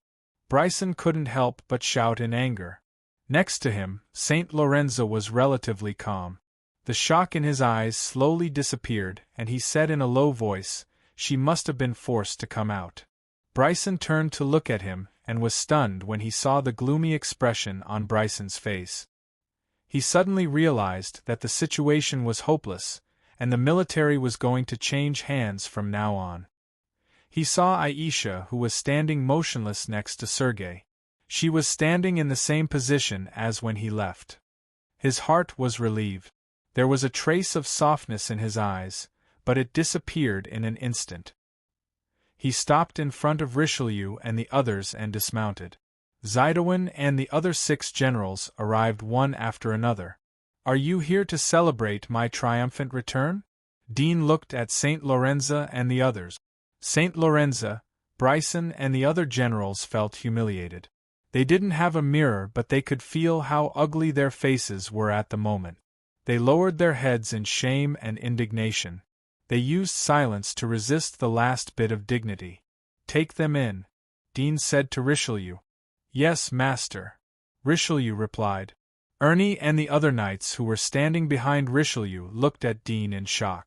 They felt that everything they had seen today was like a dream. It had completely subverted their imagination. Commander Bryson, Commander Saint Lorenzo. When the 6 generals behind Zidane saw Saint Lorenzo and the others being subdued, they were shocked and angry. One of them pulled out his saber and glared at Richelieu and the others. Zidane knew that the situation was settled. He didn't want them to make unnecessary sacrifices. "Stop! We have lost." Lost? The 6 generals were stunned as they looked at her. One of the generals was impatient. "Commander, we have so many brothers behind us. We have tens of thousands of troops in our hands. Why should we surrender? Are we afraid of the Holy Church?" Zidane calmed down. "We are not afraid of the Holy Church, but Mr. Dean can kill us one by one in the army. You have seen the previous chaos. He rushed into the army unscathed and killed several generals.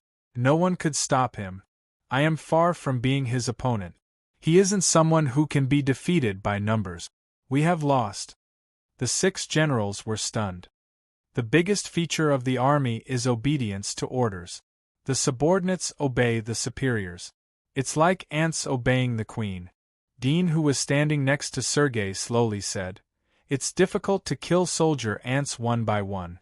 But if you trample the queen, then the soldier ants will be scattered like sand. The biggest advantage is also the biggest disadvantage. Moreover, it's a disadvantage that can't be covered. Do you know?" "Yes, master." Sergei nodded, but his heart was boiling. He didn't expect that Dean would be able to capture the enemy's leader. He had only heard of such things in the bard stories. Dean looked at him and knew that he didn't listen to him. He didn't say anything more. He walked to the side and held Aisha's hand. The indifference on his face melted like ice and snow. He said softly, "Sorry to keep you waiting. Let's go." Aisha was silent. Dean took her hand and walked towards the military headquarters. Richelieu immediately retreated to the side. Elnarin and the rest of the knights who were standing behind him also retreated. At the same time, there was a remote grassland tens of thousands of meters away. There was a person's head under the grass. He was holding binoculars and looking at the distant high slope. Dudyan narrowed his eyes. "What deal?" Richelieu and others looked at her in surprise. They didn't expect that the military would collude with the Monster Research Institute of the Inner Wall. Fortunately, they didn't have a fierce conflict with the military before. Zidane replied, The Monster Research Institute of the Inner Wall has been committed to monster research. The monster illustrations of the hunters that the consortiums have cultivated are published by the Monster Research Institute. Even the Holy Church's blessing is from the Monster Research Institute. They need some special materials for some experiments, so they invited us to provide them to them. What about the rewards they gave you? Dean looked at her. Zidowin's face slightly changed. She wanted to skip this matter but didn't expect to be singled out by Dean. She looked at St. Lorenzo and Bryson. Both of them were ashen and had no fighting spirit. She sighed in her heart as she knew that there was no need to hide it. In return, they will provide us with some force and God's marrow. Your superior in the inner wall is the military of the inner wall. Do you need them to provide protection? Dudian said in a cold tone. Zidowin hesitated. Force protection is secondary. The main thing is God's marrow. No wonder your physique has surpassed the level of a hunter, Dean indifferently said. Hearing this, Richelieu and Poulot could not help but look at the female commander in surprise. Zidowin smiled. I have made a breakthrough in recent days. What are the special materials you are providing? Monster materials? If this is the case, then they should cooperate with the Holy Church. The hunters have handed over a lot of monster materials to the Holy Church. Dean asked with interest. Zidowin's face turned ugly. There is nothing special about them. They are just some rare monster corpses. St. Lorenzo interrupted. Dean glanced at him. What are you trying to cover up? St. Lorenzo's face slightly changed as he sighed in his heart. He knew that he couldn't hide it from Dean. He looked at Zidowin and signaled her not to say anything. Zidane understood what he meant and lowered his head in silence. A captive should act like a captive. Don't tell me you want to suffer a bit? Dean's face was cold. Zidowin slowly loosened her fingers. She looked at Dean and was about to open her mouth. St. Lorenzo hurriedly said, You can't say it or our military will be destroyed. Zidowin looked at him and then at Dean. She was silent for a long time before whispering, There is nothing that can't be said. These special materials are human bodies. Richelieu's eyes lit up. He wasn't too surprised. Human body experiments were common in the Dark Church. Poirot and the other commanders were stunned. They didn't expect that the dignified military would secretly trade human bodies to the Monster Research Institute in the inner wall. It had always been illegal to use human bodies for research.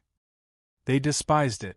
What was the difference between them and the dark believers who were wanted by them? But such a heartless thing was done by the military who had been guarding the outer wall. Dean frowned. Boring. He thought that it was some mysterious thing that he didn't know about. He didn't think that it was a dark transaction against humanity. No wonder the Monster Research Institute would look for the military and not the Holy Church. The military was indeed more suitable than the Holy Church for transporting human bodies. Is it a living human body? Dean asked. Zidowin bowed her head in silence. Dean's heart suddenly moved. He looked at Aisha, who was next to him, and his eyes flashed a trace of light. The Monster Institute was likely to have a solution to the undead infection if the human body was used for experiments. He felt more and more anxious as he thought of this. He stood up and looked at Richelieu. I'll leave this place to you. I'll go back first. Deal with it as soon as possible and behead anyone who disobeys. Yes.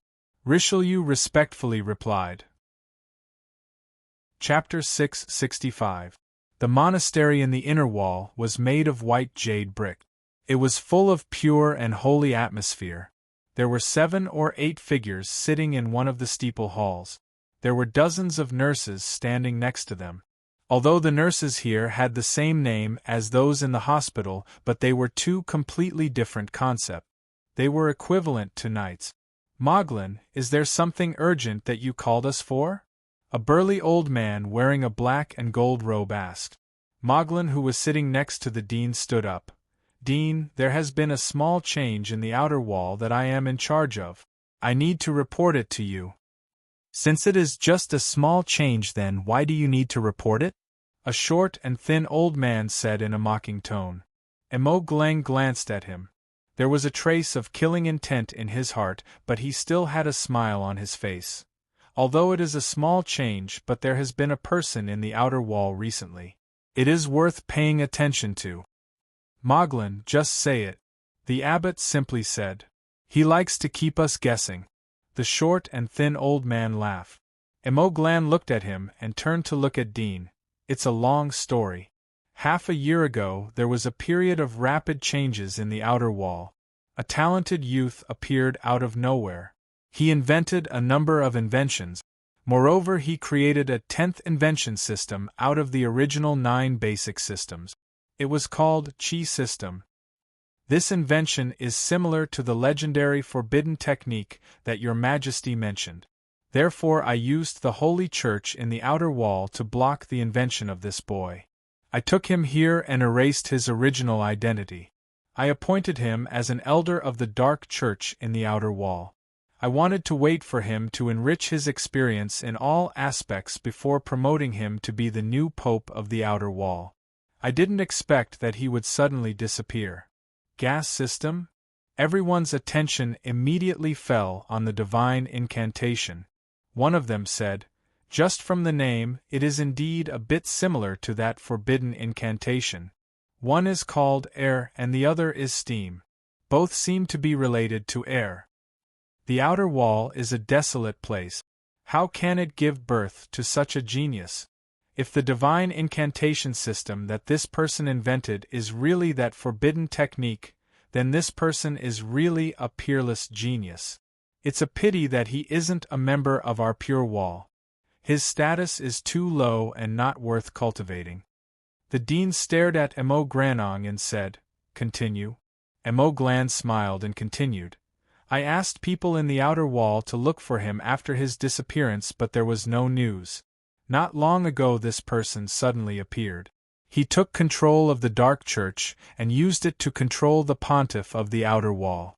Today he sent troops to attack the military and defeated them. He completely controlled the 2 biggest chess pieces of the outer wall. What? The surrounding people were surprised. Although they didn't put the outer wall in their eyes, but they knew more or less about it under Emogranang's control for so many years. A person who appeared in the outer wall didn't have any resources or background. But in such a short period of time Emogranong had taken control of the outer wall and unified it. This was simply a fantasy. But they knew that Emogranong wasn't lying. This only showed that there was too much information worth digging. The dean's eyes narrowed as he looked at Emogranong. As far as I know, the supervisors who were stationed in the outer wall are limitless. How did this youth deal with them? Emoglang smiled and said, that's what I wanted to talk about. In fact, besides the 5 proctors, one of my good friends was also killed by this young man. Her strength can be considered to be at the level of a pioneer. Although she is still a bit weaker than a real pioneer, it's not that far off. Not long ago, I sent her to the outer wall with 5 limitless to investigate the cause. But they didn't send back any news until today when I sent someone to investigate in secret. The youth is still alive. Obviously it means that my good friend is dead along with the 5 limitless. All the pioneers are dead? The surrounding people were dumbfounded and shocked. Even in the inner wall it wasn't easy to see pioneers. They were rare powerhouses. The dean narrowed his eyes as he stared at him. Continue. Moglen smiled and said, I thought that the boy used a hidden weapon or some kind of poison to kill them, but it was not the case. My spy saw a person when he was investigating. This person was the previous saintess, Aisha, who had died according to the news of the Dragon Clan some time ago. Everyone was shocked again. The previous saintess of the Dragon Clan appeared in the outer wall? If that was the case, then everything in front of them could be explained. But what did this mean? Did the Dragon Clan want to get their hands on the outer wall? Did they deliberately announce the news of the previous saintess' death to confuse them? When they thought of all the possibilities, everyone frowned. They felt a trace of worry, as if dark clouds were about to gather. The dean bowed his head in silence. After a moment he slowly said, "Tell me what you think." Emogranong looked at him. He was secretly afraid of the dean. He said, "Since we have found the root cause and know our goal, then there is only one problem. How to take back the outer wall from the hands of the Dragon Clan. I have 3 opinions on this point." The dean, speak. "First, although I saw the traces of the previous saintess in the outer wall, but I didn't see it with my own eyes. The spy didn't dare to get close to observe, so he wasn't sure. So, I temporarily set it up. If this news is true, then there is a problem. As far as I know, although the previous saintess of the Dragon Clan and the current saintess are blood-related sisters, they do not have a harmonious relationship. Do you remember what the Dragon Clan announced when the saintess was replaced? They said that the previous saintess was temporarily removed from her position because of a crime. There is a rumor that the previous saintess was framed by Saintess Haley and lost her position. I think the credibility of this rumor is quite high." Moglen smiled. "After all, the Dragon Clan's power has been flourishing since Aisha became the saintess. Wing Clan and Rock Clan have been completely suppressed by the Dragon Clan. They haven't been able to compete with the Dragon Clan in the Wasteland. Saintess Aisha's contribution to the Dragon Clan is obvious to all. There is only one possibility for the Dragon Clan to remove her due to a crime.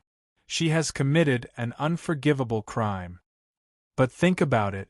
What kind of person is Saintess Aisha? The Wing Clan and the Rock Clan have been painstakingly trying to kill her for so many years, but they haven't been able to hurt her. How could she be stupid enough to commit an unforgivable crime? So the possibility that she has been framed is very high. This is the key point. If she has been framed, then the hatred between her and Saintess Haley is a sharp blade that we can use." Everyone looked at each other and nodded slightly. They felt that the analysis was reasonable. The short old man sitting at the opposite table snorted. Although he was somewhat dissatisfied, but he knew that what the dean said was right. If the Dragon Clan really wants to attack the outer wall, then there is no need to send a saintess to preside over the overall situation. Dean was silent for a moment. There is a higher possibility that the saintess will seize the outer wall because of the removal of her position. She will hold a grudge against the dragons because of that. So she wants to take over the outer wall and compete with the dragons. Chapter 666. Go on with your second point. Dean didn't agree or deny. It seemed that he wanted to listen to other ideas. Moglen knew what he was worried about, but he didn't expose it. The second point is to use the military. I just said that this person has ruled the military of the outer wall. Such a move will inevitably anger the military. For so many years we have been giving some face to the military of the outer wall. We don't want to offend the military when the time is not ripe. But he did it. An old man nodded. This is a good idea. The military will not sit back and do nothing. We can send them to take the lead and hide the information about this boy. Let them collide with us and see if they can find out anything we don't know yet. Although this person may be a genius, but he is too young and his mind is not clear. He wants to unify the outer wall. It's really pitiful and ridiculous. Another old man wearing a black and white striped hat sneered. Although the outer wall is an abandoned land, but after all it is the territory of His Majesty. This person is really stupid to want to rule the outer wall. What's your third point? Moglen glanced at them and saw that they were leaning towards him. He smiled. The third point is to wait and see. Although I'm not sure whether the woman beside this boy is the real Saintess Aisha, I'm sure that he has the power to kill pioneers. If we kill him personally, we need at least 2 pioneers to kill him. The safest way is 3 pioneers, so that he has no chance to escape. It's foolproof. However, in this way we have to mobilize the pioneers in each branch, which will affect too many people, and the loss outweighs the gain. Fortunately, this boy is like a snake trying to swallow an elephant. So we don't need to do it ourselves to recapture the outer wall. Isn't it the most satisfying thing to borrow someone else's knife to kill our enemy? Dean touched his beard. You are the most familiar with the situation of the outer wall. I will leave this matter to you. First inform the military and the dragon family, and see their reaction. Yes, Dean. Moglin respectfully replied. Master, you are back. Barton rushed out of the hall to greet Dudian. Dean nodded slightly. He was relieved to see him safe and sound. He glanced at the wall builders who were digging the trenches. Is it going well? It's going well. Barton laughed. They're all excellent wall builders. They're very good at repairing giant walls. Remodeling the shrine is just a piece of cake. Dudian nodded. Did Riley come back? I haven't seen Mr. Riley yet. Barton shook his head, a hint of worry in his eyes. Did something happen? I won't. Dean patted Sergei's shoulder and led Aisha to the side hall. He called Sergei. Call Gwyneth and Glenn. Also tell Noyce to come here. Yes, young master. Sergei nodded, then turned and left. Dean asked Barton to get Aisha's lunch after Sergei left. He started to work on his own matters after feeding her. The temple was being remodeled.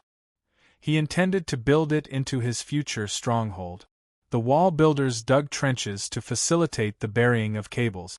The reason why he chose this place as the stronghold was very simple.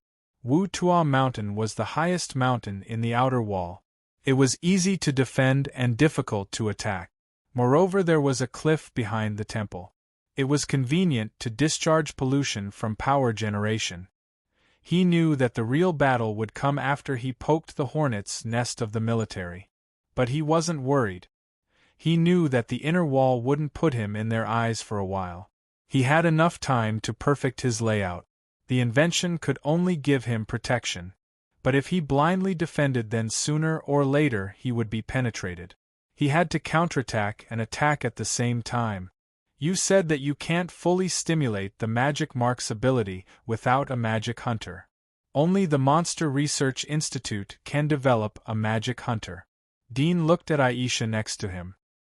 His eyes were misty, as if he was looking at an unreachable distance.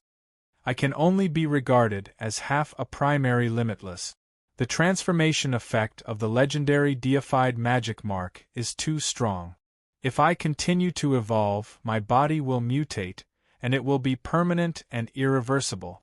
I can only develop a magic tool before that happens. I don't know what level of person in the Monster Research Institute is able to develop a magic tool. It's time to explore it. His eyebrows slightly wrinkled as he pondered. It didn't take long for Sergei, Noyce, Glenn, and the others to arrive. Master, they are coming, Sergei said while panting. Thanks for your hard work. Dean looked at Gwyneth and Glenn. Do you remember the last time I took you to the inner wall? I need you to go to the inner wall. I remember. Gwyneth's eyes lit up. Master, what is it? Go and investigate the level of person in the Monster Research Institute who can develop a magic tool. Dean stared at Glenn. Your Black Weaver magic marks are good at lurking. I'll leave this matter to you. Glenn suddenly felt a trace of pressure and asked, Am I going alone? Gwyneth has other tasks, Dean said. You don't have to worry about the situation of the inner wall. Gwyneth will give you a detailed introduction. You can find a map of the inner wall. As far as I know, there should be many branches of the Monster Research Institute. You only need to sneak into the remote Monster Research Institute. Although your strength is far behind the inner wall, but you are at the peak of Senior Hunter. I'll help you evolve your physique to the primary limitless level. That would be a good level for a guard in the inner wall. Gwyneth and Glenn were relieved after hearing his word. Glenn nodded. I'll try my best to complete the task. The time limit is 24 hours. The sooner the better. Dean solemnly said, We will encounter very strong enemies. The longer we delay, the more dangerous it will be for us. I know, Glenn said solemnly. Dean nodded and looked at Gwyneth. Your task is to go to the inner wall and investigate the underground structure of the cities. I need a map of the sewers in the inner wall. Gwyneth was surprised as she didn't know why Dean wanted this information. But it was a good thing for her to return to the inner wall. I know, master. I'll give you 24 hours. Once the time is up, you must come back no matter how much you have completed. Dean looked at her. Gwyneth lowered her head. I promise to complete the task. Go. Dean waved his hand. The military will transport a batch of God's marrows. I've left a portion for both of you. You can go to Barton to get it. Gwyneth's eyes lit up. Thank you, master. After the two left, Noyce asked, Young master, what about me? You will stay by my side, Dean said. Your magic marks can digest poison. I'm worried that someone will try to assassinate me. You will help me test the poison in my meals in the future. Noyce came to his senses. Dean had almost been poisoned when he lived in the castle, so it wasn't strange for him to stay by Dean's side. Moreover, he felt a different warmth from Dean. It was obvious that Dean had great trust in him. Sergei looked at Noyce and sighed in his heart. After all, they had come out of the prison together. Revolutionary feelings were different. Sergei, are my two classmates still in the castle? Dudian asked. Sergei knew that Dean was referring to Mason and Zack. They are in the castle. Contact Hawkeye of the 9th region and ask him to take them to exercise. In addition, give them rare magic marks. Be sure to let them grow as fast as possible. Dudian said. He had a lot of feelings for Mason and Zack. They supported each other when they were scavengers. He had saved them many times and they had also saved him. Their kindness was far deeper than other people's. Although Sham's matter made him disappointed, but it didn't affect his opinion of Mason and Zack. He believed that these two were his companions that he had supported for many years. As long as they were given resources and opportunities, they would certainly be able to achieve something. Sometimes, many people just lacked an opportunity. Successful people were able to find opportunities and create opportunities. The other part of the people were excellent but lacked the vision to find opportunities. If they were given an opportunity, then they might be able to make a big achievement. Mason and Zack belonged to this category. With Dean's current status and resources, it would be a piece of cake for him to cultivate several senior hunters. It wouldn't be difficult for him to cultivate a limitless expert. But he couldn't inject too much blessing at a time. Even if he injected it at the highest frequency, it would take a week or two. His eyes became slightly moist, and he gave Barton a big hug. Dean talked with Joseph for a long time. He thought of Riley. Riley, you go back. Barton, you should think about giving him a reward. Barton patted his head. That's right, but what should I give him? He blushed as he thought about it. Although he was the pontiff, he didn't know about the treasures of the Holy Church. He was clear about the position, but he knew that Dean's attitude towards Riley couldn't be included in the Holy Church. After all, Dean had suddenly disappeared in the Holy Church. If he returned to the Holy Church, then it would inevitably cause unwarranted speculation. Take your time.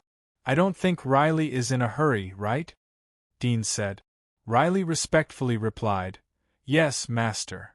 Dean talked with Joseph for a moment after Riley left. Barton took him to rest while he continued to busy himself with his own matters. Another day passed in the blink of an eye. Under the pressure of both the Vatican and the military, the next day's morning papers and special reports did not publicize the war between the Vatican and the military.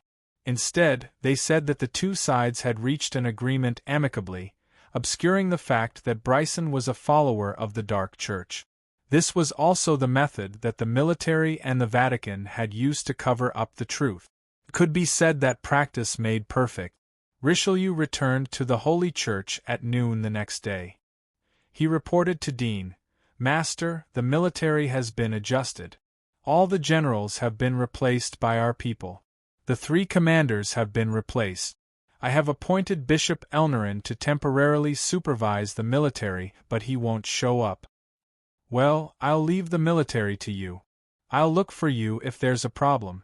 On the dining table, Dean used a knife to insert a piece of medium-rare beef dripping with blood and gave it to Aisha to eat. He tried to slowly change her eating taste. First, she changed from human meat to beef. Now, he gradually heated the beef for her to eat.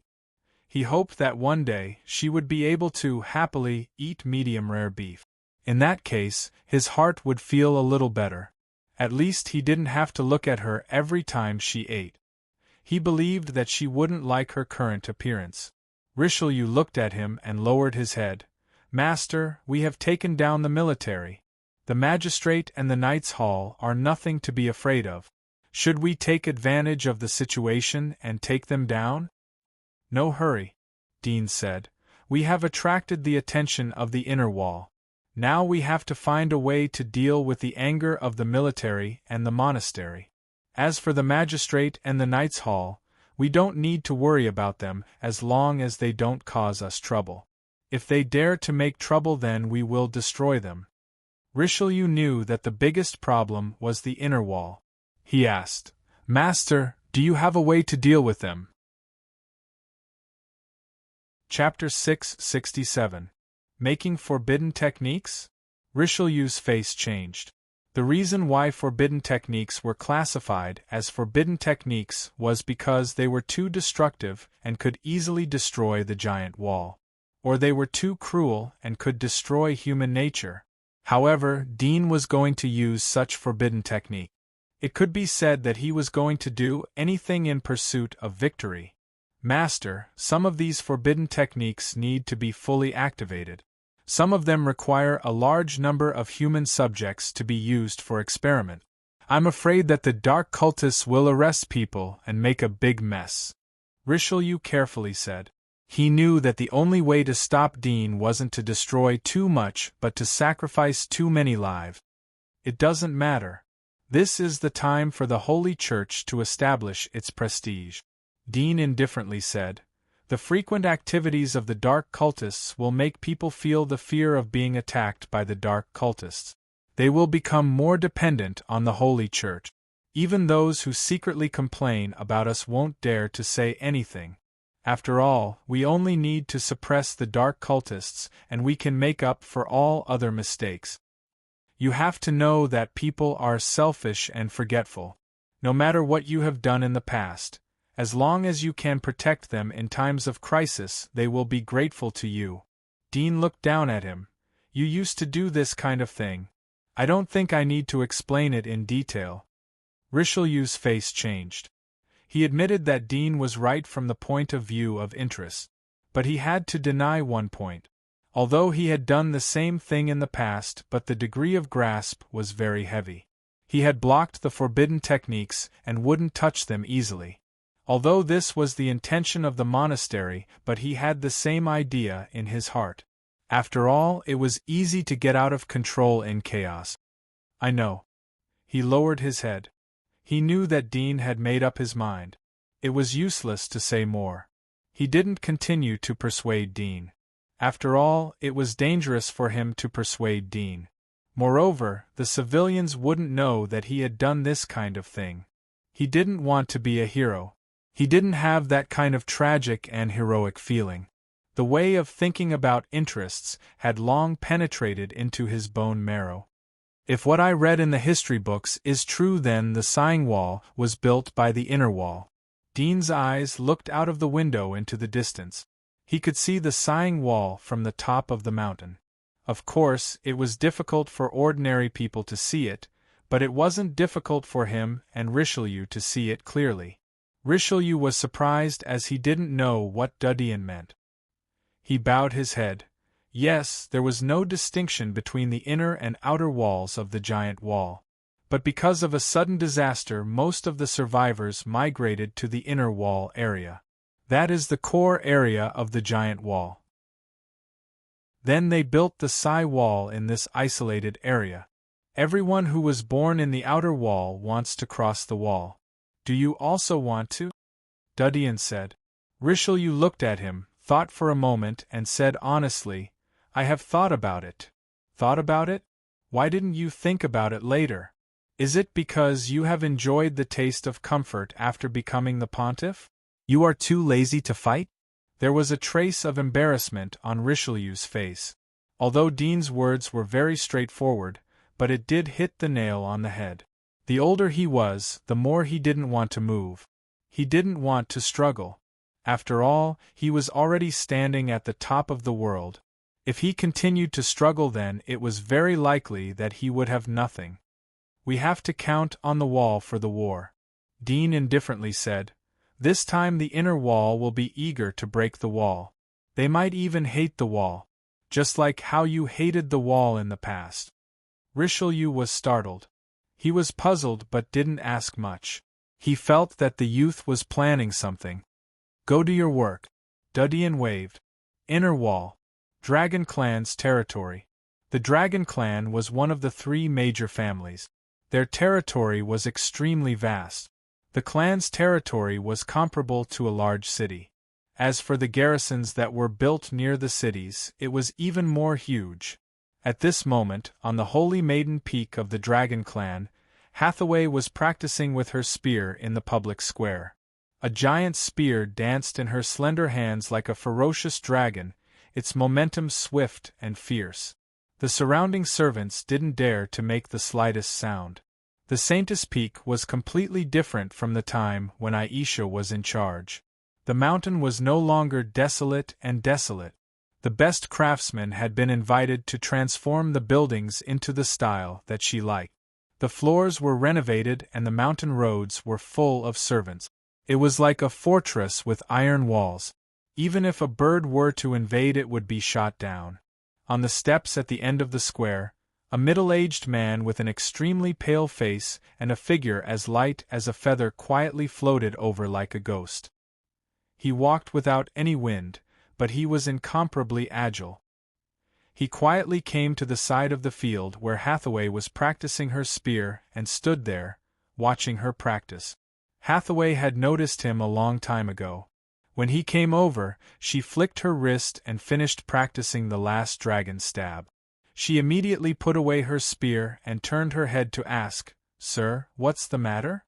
She knew that if it wasn't something important, he wouldn't come looking for her personally. "Miss, I just got the news from the monastery. I heard that the spies of the monastery saw your sister in the outer wall." The middle-aged man went straight to the point. Haley's eyes widened. She stabbed the spear into the ground. "Impossible! She's dead. It's impossible for her to be alive." "I know, but the news from the monastery shouldn't be false. There must be something fishy about it," the middle-aged man said. "It's impossible." Haley clenched the spear. "No matter what, it's impossible for her to be alive. Back then, what we encountered was a great corpse king that had evolved its consciousness, and she was seriously injured. I saw it with my own eyes. She couldn't have survived. Her demon hunting tool was left in the wilderness for so long, and it wasn't recovered. How could she still be alive?" The middle-aged man's eyes flashed. He didn't expect that after such a long time, it would make her so excited. It was difficult for her to control her emotions. He sighed in his heart. It seemed that the shadow of that person was too big for her since childhood. "As far as I know, the monastery has been secretly operating the isolated outer wall. I don't know why they are doing this, but I have sent people to the outer wall. The outer wall isn't as desolate and barren as we had imagined. However, I don't see any value in it," the middle-aged man said. "The area there is too small. The people who were left there are inferior people. The people who have been expelled to the outer wall are servants of nobles and criminals. They are inferior people with inferior bloodlines. The descendants of them are the same. However, I have seen a ridiculous phenomenon in the outer wall. The aristocratic servants who have been expelled from the outer wall actually call themselves nobles. They also imitate the Psi wall to build an isolation wall to separate the inferior people.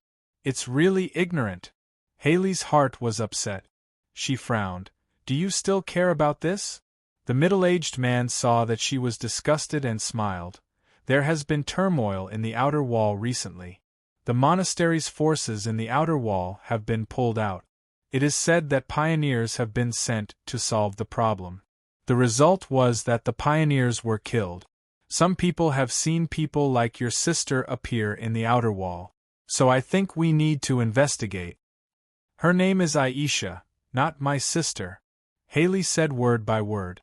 The pale-faced middle-aged man was slightly startled. He immediately smiled and said, "All right, I was wrong." Only then did Hathaway look away from his face. She said coldly, "I understand what you want to say. I will let Eleanor investigate this matter." Chapter 668. Glenn reported to Dudian. "Master, I sneaked into a branch of the Monster Research Institute in the inner wall and asked the staff. They said that there are many levels of difficulty in casting the magic tool. It mainly depends on the materials and grade of the magic tool. If you want to make a top legendary magic tool, then you need to have a doctor." Doctor? Dean, who was thinking, heard the term. He was puzzled. Was it a coincidence, or was it a name inherited from the old era? If it was the latter, then it meant that the inner wall had clues about the old era. But he didn't know how much they had. He had been to the inner wall but didn't see any electric tools. It showed that even the inner wall didn't have the ability to generate electricity. Is it really just a coincidence? Dudian frowned. From the environment of the inner wall, it didn't seem like they had mastered the knowledge of the old era. Otherwise, the language system wouldn't have changed completely. One had to know that creating a new language system was extremely difficult, and it was difficult to complete it in a short 300 years. Moreover, compared to the language system of the olden era, he discovered that the language system they were using now was completely comparable to the Chinese characters of the olden era. Chinese characters were the only high-level language in the world in the old era. It had been precipitated for thousands of years, but the language system they were using now was not inferior to Chinese characters. "Master?" Glenn saw that Dudian didn't speak for a long time. She was perturbed as she called out to him. Dean reacted and his thoughts were interrupted. He frowned slightly and said, "Go on." "I have investigated. Doctor is a very high-level title in the Monster Research Institute. There is a rank above doctor. Generally a doctor will serve as the director of the branch." Glenn said, "The Grand Doctor rarely shows up. He usually only studies legendary monster-level projects. As for the rare monster-level projects, the Grand Doctor is in charge of them." "Doctor?" Dudian was inexplicably relieved. "You have worked hard to find so much information in just one day. What happened to your shoulder? Is it hurt?" Glenn looked at her right hand. She didn't expect Dudian's eyes to be so sharp. She smiled. "It's just a small injury. It's not a big deal. Master doesn't have to worry about it." "Noyce, go and ask the priest to come and treat Glenn." Dudian ordered Noyce. "Yes, master." Noyce nodded and silently retreated. Glenn felt a trace of warmth in her heart.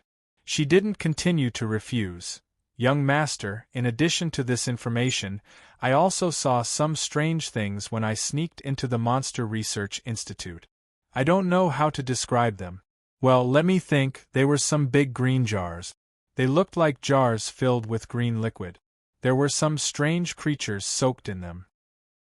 Some were monsters, but some were monsters with human heads and demon bodies. It looked like a human head was grafted onto a monster's body." At this point, she once again recalled the faces of the creatures that seemed to be sleeping in the green jars, and instinctively felt a chill down her spine. Monsters with human heads? There was a trace of coldness in Dean's eyes as he thought about the things that Hidovan had told him.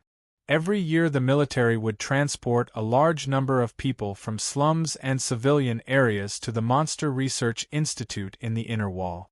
These people included men, women, children, elderly and other people of different types and ages.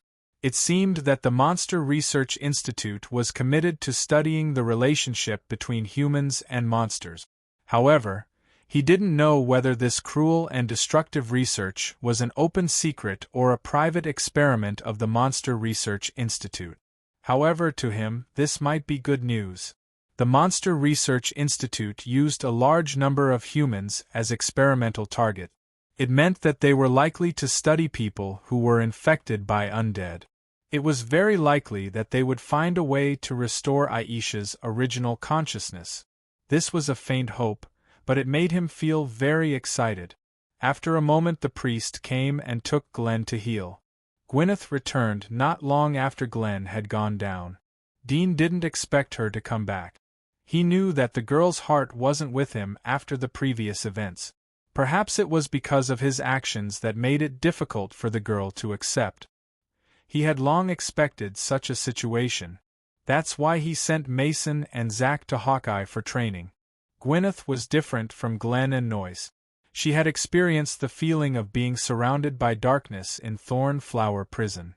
Her previous life was like a piece of white paper. White paper didn't refer to ignorance but pure. As a punisher of the magistrate, he didn't know that most of the ideas instilled in her were hatred towards the dark believers and all kinds of lawbreakers. Even though she was imprisoned as a scapegoat and tortured cruelly, this young girl was not like the others. She did not completely sink into the abyss to take revenge on the world. She still had a conscience in her heart. He had already seen this and expected that sooner or later, she would leave him because she could not stand what he had done. White and black could never coexist, they could only oppose each other, unless he dyed her black. "You're back." Dean quietly looked at her, his mind turning. Gwyneth silently came in front of Dean and saluted. "Master, I'm back. I've completed the task that you have given me." "Really?" Dean's eyes narrowed. "Have you checked the underground sewer structure of all the large cities in the inner wall?" Gwyneth bowed. "Yes, master." "Let me see." Gwyneth handed over a stack of snow paper from her backpack. Dean took the paper and looked at it. Each of them had a clear map of the underground sewer structure and the general appearance of the entire city. His face sank as he looked at Gwyneth. "Did you draw all of these?" Gwyneth shook her head. "I found them from the City Defense Department. They are the latest drawings of the city." Dean's face softened. It would be a big problem if Gwyneth said that she drew them herself. In just 24 hours, it would be very difficult for her to travel to all the cities. Moreover, it would be very difficult for her to draw so many exquisite drawings even with her speed. "Connections? I didn't expect that you would have acquaintances after so many years." Dean looked at her. "They should know that you have been arrested and imprisoned. Why didn't they report you to the military?" Gwyneth lowered her head. "They are my relatives. They won't leak any information." Dean narrowed his eyes. "Haven't you gone to see the Laporte family? Are they doing well?" Gwyneth's body trembled. The name Laporte was like a dark cloud in her life, covering all her hope and light. It was also the existence that she always wanted to tear apart. "I didn't go." Her fingers clenched into a fist. Her chest slightly moved up and down. Dean knew that her only purpose was to use his strength to destroy the Laporte family in the inner wall. She couldn't do it by herself. After all, she was just a Sun Metal level Punisher. Although she had obtained God's marrow and had primary limitless strength, but she was too weak in front of the nobles. Even if she used sneak attacks, she could only assassinate 1 or 2 people. She would lose her life. That's why she was sent to the Thornflower Prison. The Laporte family was still prosperous, and only 1 or 2 leaves were lost. "I didn't expect you to have relatives. You must miss them after so many years," Dean said. "I would have given you more time to get together with them. If there is an opportunity, then bring them here. It's much safer than the inner wall." Gwyneth bowed her head and said, "Thank you, young master, for your kindness." Although she said yes, she knew that this is impossible. She had seen Richelieu being threatened by Dean because of his grandson's life. How could she drag her relatives into the sea of fire? Gwyneth didn't have any regrets as long as she could get revenge. Even if she had to sacrifice herself, she wouldn't have any regrets. But she didn't want to implicate other people. "You go and take a rest." Dean didn't say much as he signaled her to leave. He looked at the drawings in his hand and counted them. There were 13 drawings in total. Although he didn't know the percentage of the total population of the inner wall occupied by the 13 cities, but the effect should be the same as he expected if the plan was implemented. Thinking of this, he handed the blueprints to Noyce and said, "Find someone to make 2 copies of each of these blueprints." "Yes, young master." Noyce took the drawings. Dean and Aisha were the only ones left in the empty temple after Noyce left. Dean looked at her face. "I'll get you back soon." Aisha was silent. Dean smiled as he saw her reaction. But there was a bit of sadness in his heart. He touched her cold hand and kissed it. After a long time, he let go of her hand. He got up and went to the desk next to him. He continued to create his next invention. Now that he had electricity, he could create more things. What they needed the most right now, and it just so happened that they could produce it with their current level of craftsmanship, was the biological sensor. He didn't have to worry about sneak attacks if he used it with the lightning barrier. After all, although Aisha's perception ability was superior, she was good at hiding magic marks. Some of them might not be perceived by her. But the biological sensor he was going to make was more comprehensive. It could detect from the heat source reaction, biological magnetic field, and the echo of the ground. Even if he could hide the heat source and the sound of footsteps, it would be difficult to hide the biological magnetic field emitted by the body. If the device couldn't detect the enemy, then it was basically omnipotent. After a day and a night of reconstruction, the temple had been completely transformed into his design. Although there were not many changes on the outside, there were cables buried in the pillars and under the floor of the temple. Some of the artworks, vases, and sculptures in the temple all had hidden activation mechanisms. Once the mechanism was activated, all the wires in the temple would be charged. As long as they were touched, they would turn into light bulbs. Chapter 669. A bee flew over the leaves in front of her. Eleanor didn't pay attention to it. She stuck her body close to the tree. The rough bark rubbed against her smooth skin. It was very uncomfortable, but she knew that she had to endure it. It was possible that the saintess was living in the temple 300 meters away. If she was aware that she was here, then it wouldn't be as simple as discomfort. It had been half an hour since she had sneaked into the most heavily guarded mountain in the outer wall. Moreover, she had found an excellent observation angle. As long as she didn't get close to the range of 200 meters and didn't have killing intent, then she believed that even if Aisha was here, she wouldn't be able to detect her existence. She had verified this point many years ago when she had sneaked into the Saint's Peak. There are 2 people's scents. One of them has a male's sweat smell. The information said that she has a teenager beside her. He is inseparable from her. The smell should be that boy's. Eleanor's eyes glanced at the temple. She was a master who had experienced hundreds of battles. She could detect if someone was looking at her from a distance. The other person's smell is a little similar to hers. It should be her. But the smell is mixed with the smell of blood and decay. It's a bit strange. She gently sniffed and collected the smell from the temple in front of her.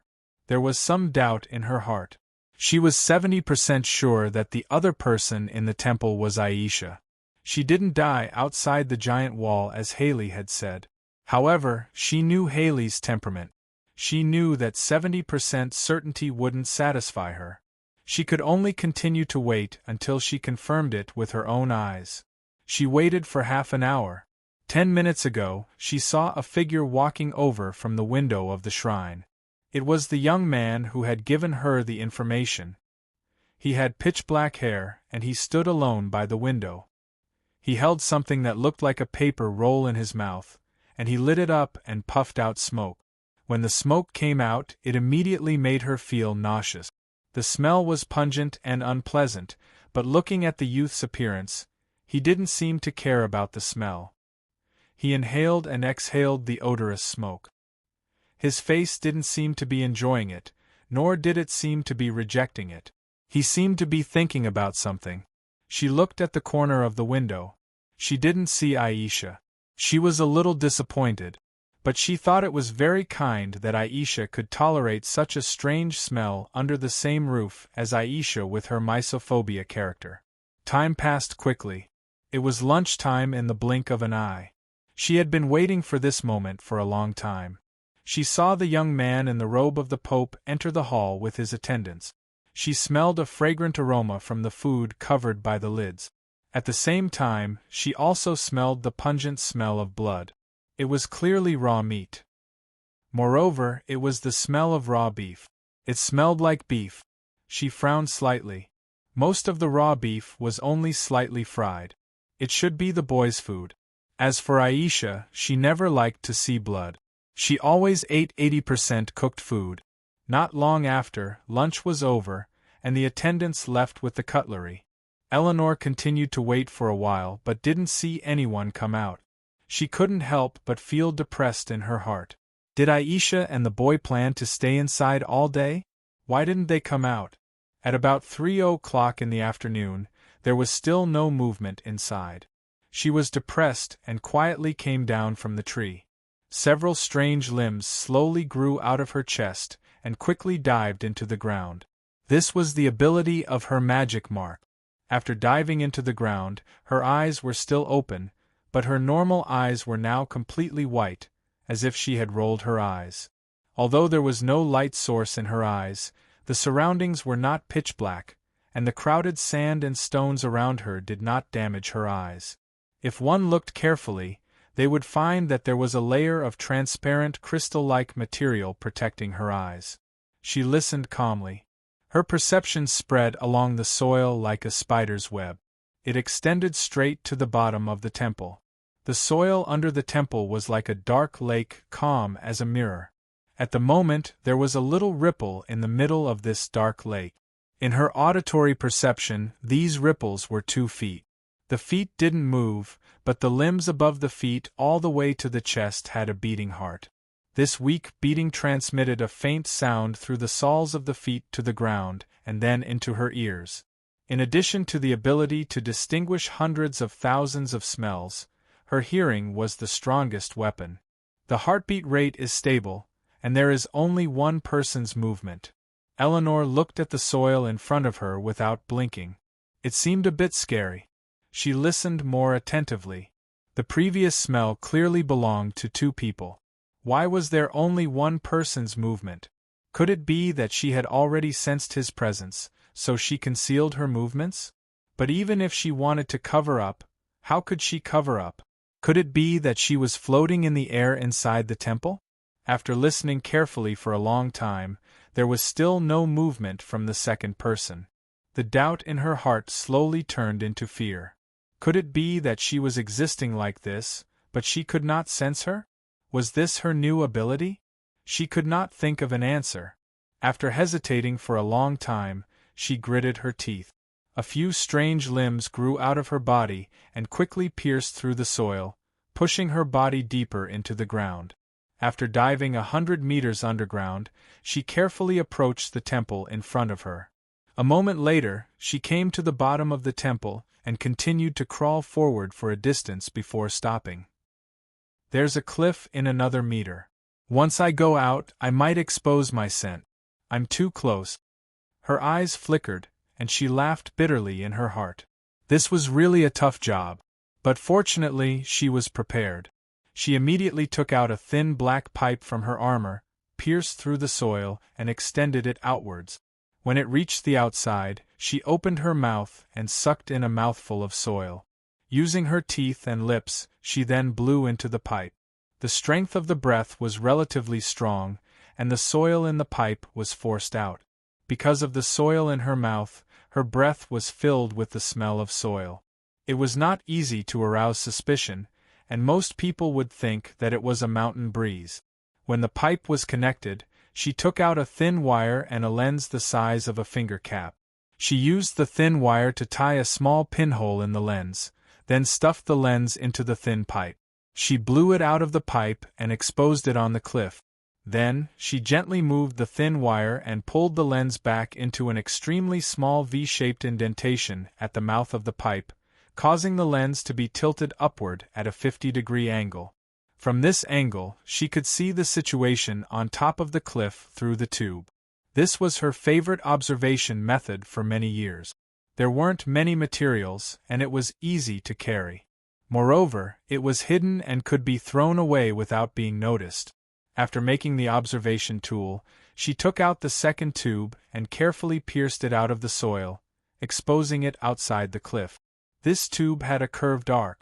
She took out a small red nail that she had prepared with her and inserted it into the tube. At the end of the red nail was a glass tube device, which was her unique design. At this moment, after adjusting the angle of the red nail in the tube, she took a deep breath from the surrounding soil and blew it out. The red nail shot out quickly and followed the curve of the pipe toward the cliff. It nailed into the cliff that was tens of meters above, and the sound was extremely soft. After doing this, she began to wait quietly. Not long after, there was a sudden rustling sound on the cliff. She saw some poisonous snakes and small poisonous lizards crawling up the steep cliff. These poisonous insects seemed to be summoned, crawling in the direction of the red nail. Eleanor looked through the thin pipe and waited attentively. Chapter 670. I want these materials to be transported as fast as possible.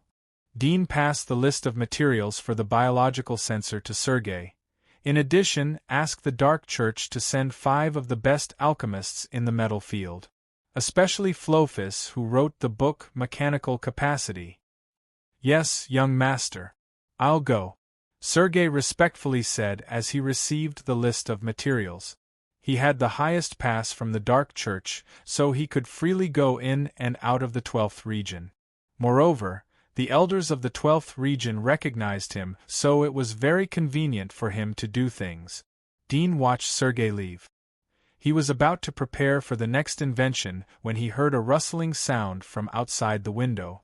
Although it was extremely weak, but it didn't escape his ears. It seemed that a large number of reptiles were moving around the room. Dean's eyes lit up as he looked at Noyce. Call someone to check the back hall. Noyce also heard the movement from outside the hall. Master, I'll go and check. Dean glanced at him and signaled with his eyes. Noyce was startled as he saw Dean's eyes. He realized that the situation was unusual. I know, young master. After he finished speaking, he left the shrine and quickly returned with a holy knight, saying, Go to the rear hall to check. The paladin was trembling with fear as he respectfully agreed. He quickly walked to the back of the shrine to take a look. What he saw shocked him as he saw a large number of poisonous creatures crawling up the cliff at the back, densely packed together. It seemed that the poisonous creatures saw the paladin as they crawled towards him. One of them was a green toad that was about the size of a fist. It jumped towards the paladin's face. The paladin was scared as he retreated from the window. He instinctively pulled out his sword to block, but he remembered that he had left his sword outside the temple. He hurriedly left the hall and saw Noyce waiting by the curtain. My lord, there are a lot of poisonous insects crawling up. I'll call someone to clean them up. Poisonous creatures? Noyce was startled. You go back first and wait in the hall. There's no need to call people. Yes, elder. The paladin bowed his head and ran out of the hall. Noyce quickly returned to Dean's side. Dean asked, It has always been calm. How can there be poisonous creatures? Noyce was surprised. Master, what do you mean? A lot of people are jealous of us as we sit in this position. I think it's a prank. Dean looked at him. There was a glimmer of light in the depths of his eyes. Call someone to come and clean up. Sprinkle insect repellent powder on the cliff to prevent such a thing from happening again. Yes, master. Noyce was about to leave, but Dean stopped him. Take these things with you. They are disturbing my peace. Follow me to the side hall. Dean's eyes were fixed on him as he handed the paper and ink to him. Noyce felt that Dean's eyes were on him. He looked at Dean and saw that Dean's eyes flashed. Noyce winked at him. Noyce was startled but soon recovered. There was some doubt in his heart. Was there someone spying on them? Otherwise, what was the meaning of Dean's wink? Although he didn't understand, he didn't show it. After all, he had been in the Thorn-Flower prison, so he still had the ability to hide it. Immediately, he obediently took the dew pen and ink and led the way out of the hall.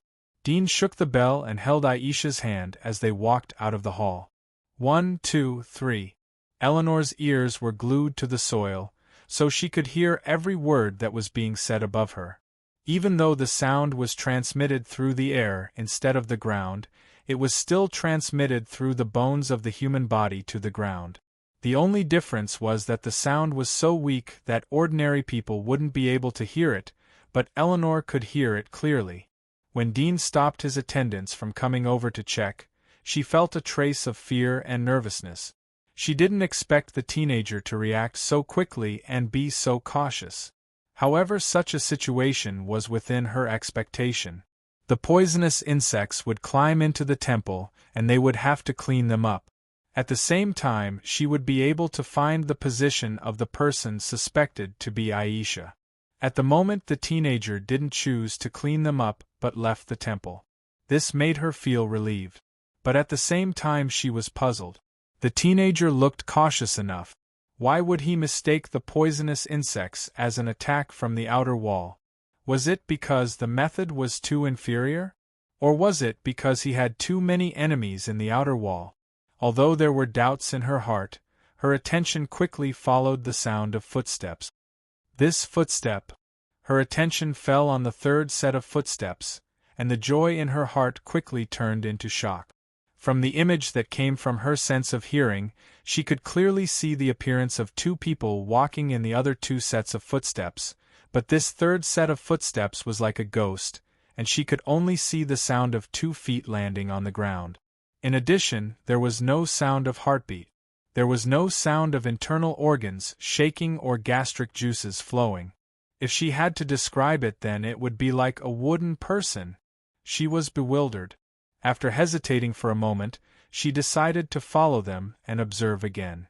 The monstrous limbs under her abdomen quickly fiddled with the soil, sneaking behind Dean and swimming toward the side hall. She was like a fish in the sea, shuttling freely in the soil. At this moment, she heard the people above enter a hall at the side.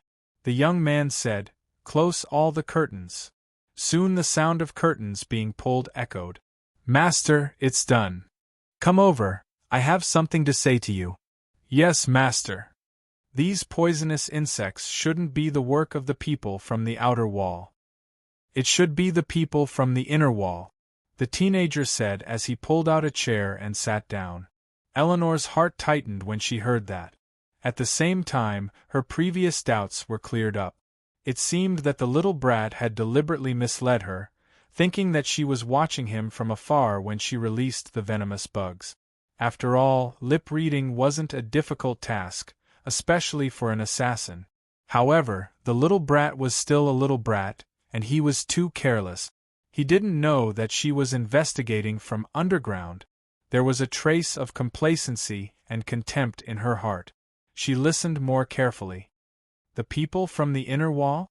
The teenager's attendant was surprised. Did the monastery send someone again? The expert they sent last time was killed by you, young master. You said that the next time they send someone, it will definitely be a very powerful person. Now we... Shoo, lower your voice. The teenager reminded him. It could be the military. I didn't expect the people from the inner wall to act so quickly. It's time to prepare to annihilate the entire inner wall. My plan has been deployed. Inform them to prepare to start. The codename of the plan is, Master, your voice is too low. I can't hear you clearly. Be careful. The walls have ears. Come closer. Eleanor frowned. She couldn't hear the codename of the teenager. She knew that Dudian was going to repeat it. Although her goal was to find out whether Aisha was here or not, but the teenager's plan to annihilate the entire inner wall sounded like a boast. Although she didn't believe that the teenager could do it, but she was still very curious.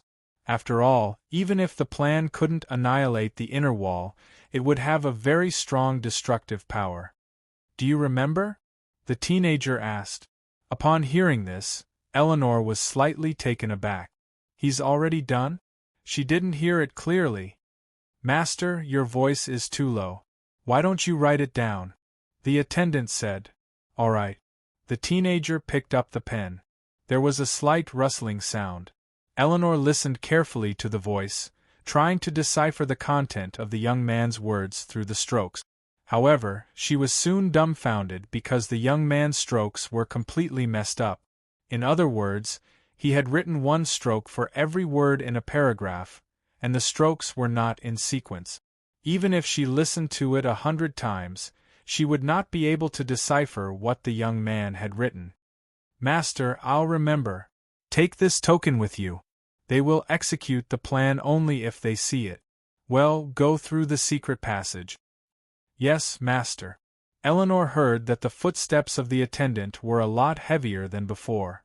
The sound of his landing was louder than before, indicating that the weight of his body had increased.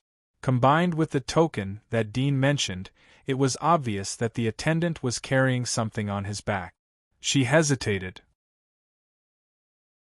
Should she continue to stay here and investigate Aisha's matter? Or should she go and see what the plan was? After thinking for a moment, she decided to go and see the plan first. Her intuition told her that she wouldn't be able to distinguish the authenticity of Aisha. If she could know the plan, then she would be able to go back and explain. After all, Hathaway asked her to come here to verify whether the monastery's statement was true or not. From the current situation, although she couldn't confirm that this person was Aisha, at least she could confirm that the monastery's pioneers were killed. There was a pioneer-level powerhouse here. Moreover, she had seen this young man's face before. He was the person that Hathaway was looking for. By completing all of this, her mission could be considered a success. If she could find out about this plan and make use of it, perhaps it could be considered a great merit. Thinking of these, she immediately swam toward the attendant's footsteps. Very quickly, the attendant followed the secret passage downwards, getting closer and closer to her. She didn't rush to make a move. After waiting for a moment, the attendant went towards St. Mark's Square. It seemed that he was going to leave from there. There was a distance of thousands of meters from the direction of the temple. Moreover, it was in the secret passage 50 meters underground. She believed that if she made a move here, it would never be noticed by Aisha in the temple. Whoosh! Chapter 671. Bang! Noyce was shocked when he heard the sound coming from the wall. He hurriedly turned his head and saw a horrifying scene. He saw a woman with a hideous body rushing out of the rock wall.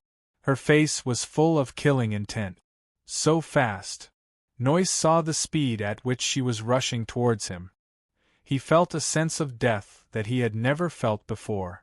His whole body was cold, and the next moment, he felt his body lighten. Then there was a loud bang, and the splashing gravel hit his face. He hurriedly looked up and saw the sunlight shining. The rock wall next to him was pierced. He stared at the outside of the passage. At this moment, two slender figures were entangled together. It's you. It's really you. Eleanor looked at Aisha in horror. Her brain was buzzing. She didn't expect to see her again. Moreover, she was so close to her. The moment she broke through the ground, she saw that the servant was carrying something wrapped in black cloth. She knew that it was the token that the youth had mentioned. But she didn't expect that the token was actually Aisha herself. Roar! Aisha's face was ferocious. Her sharp nails tightly grasped Eleanor's shoulder as she bit her face. Eleanor looked at Aisha's ferocious face. She couldn't believe that this was the invincible Aisha that she had seen in the past. That always indifferent face with a faint smile on it was so ferocious and bloodthirsty at this moment. She didn't dare to delay. She instantly stimulated the ability of her magic mark. The demon-hunting tool hidden in the armor on her back trembled slightly. It instantly pierced into her body and merged with her body. Gotcha! A layer of sticky black paint gushed out of the pores on her skin. It was as thick as oil and quickly solidified into a pitch-black glossy carapace. At the same time, a few sharp barbs grew out of the spine on her back. The monstrous limbs on her abdomen seemed to have completely stretched out and were 2 to 3 meters long. Her face was also covered by a black substance. Her silky hair had long disappeared and turned into a black, forked blade. There were greenish-yellow spots in her pupils, and her vision was completely different from before. This was the complete form of her magic mark. It was hideous, ugly, and disgusting. But it had super strength. Hiss! She screamed angrily, but her voice had changed. She issued a hissing sound like a poisonous lizard. Several strange limbs on her abdomen pushed forward and slapped on Aisha's chest. Bang! Aisha's body was instantly forced to retreat. At the same time, the distance was pulled apart. At this time, she noticed that Aisha's eyes were completely black like 2 deep pools. Her heart was shocked. She had seen this kind of evil eyes outside the giant wall. It was on the corpse king's body. She suddenly thought of Hathaway's words. Could it be that Aisha was infected by the corpse king? She immediately felt a chill in her heart and hurriedly looked at her shoulder where she had been scratched. Fortunately, she reacted in time and the demonic carapace protected her body, so she was not scratched. She knew that the intensity of the virus active in the corpse king's body was by no means killed by the antibodies in her body, especially the corpse king of Aisha's level. Roar! Aisha roared and pounced again, this time faster. Eleanor's face changed. She didn't dare to stay any longer, so she turned and ran. She was not Aisha's opponent at all. Although the corpse would degenerate the brain and the combat awareness would not be as good as before, but the physique after the corpse was several times stronger than before. She couldn't imagine that with Aisha's previous physique. Who could stop her after turning into a corpse? She just wanted to escape and tell the terrible news to Hathaway and the Dragon Clan. Before Eleanor's attack in the temple, Dean sat silently, staring at the ground in front of him. His pupils shrank into a black dot. The soil under the floor was penetrated layer by his X-ray vision. He could see all kinds of buried stones and cables. In the deeper place, there was a woman who didn't emit the slightest heat. She was swimming towards the place where Noyce had gone. He got up and chased after them after about 500 meters away from the temple. Dean saw Aisha and Eleanor rush out of the secret passage after a few seconds. He immediately chased after them. On the battlefield, Eleanor pushed Aisha away and turned around to run. Suddenly, the bell rang. Dean stood on the high slope outside the secret passage. He shook the bell in his hand.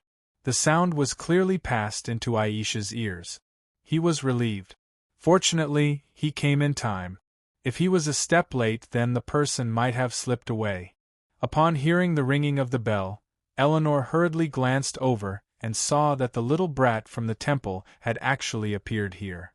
Her expression changed slightly as she instantly knew that her whereabouts had long been exposed. The conversation between the young man and the servant was just to lure her out. Damn! She was angry, but she didn't have time to kill the youth. She could only endure. Aisha, who was chasing after her, heard the ringing of the bell.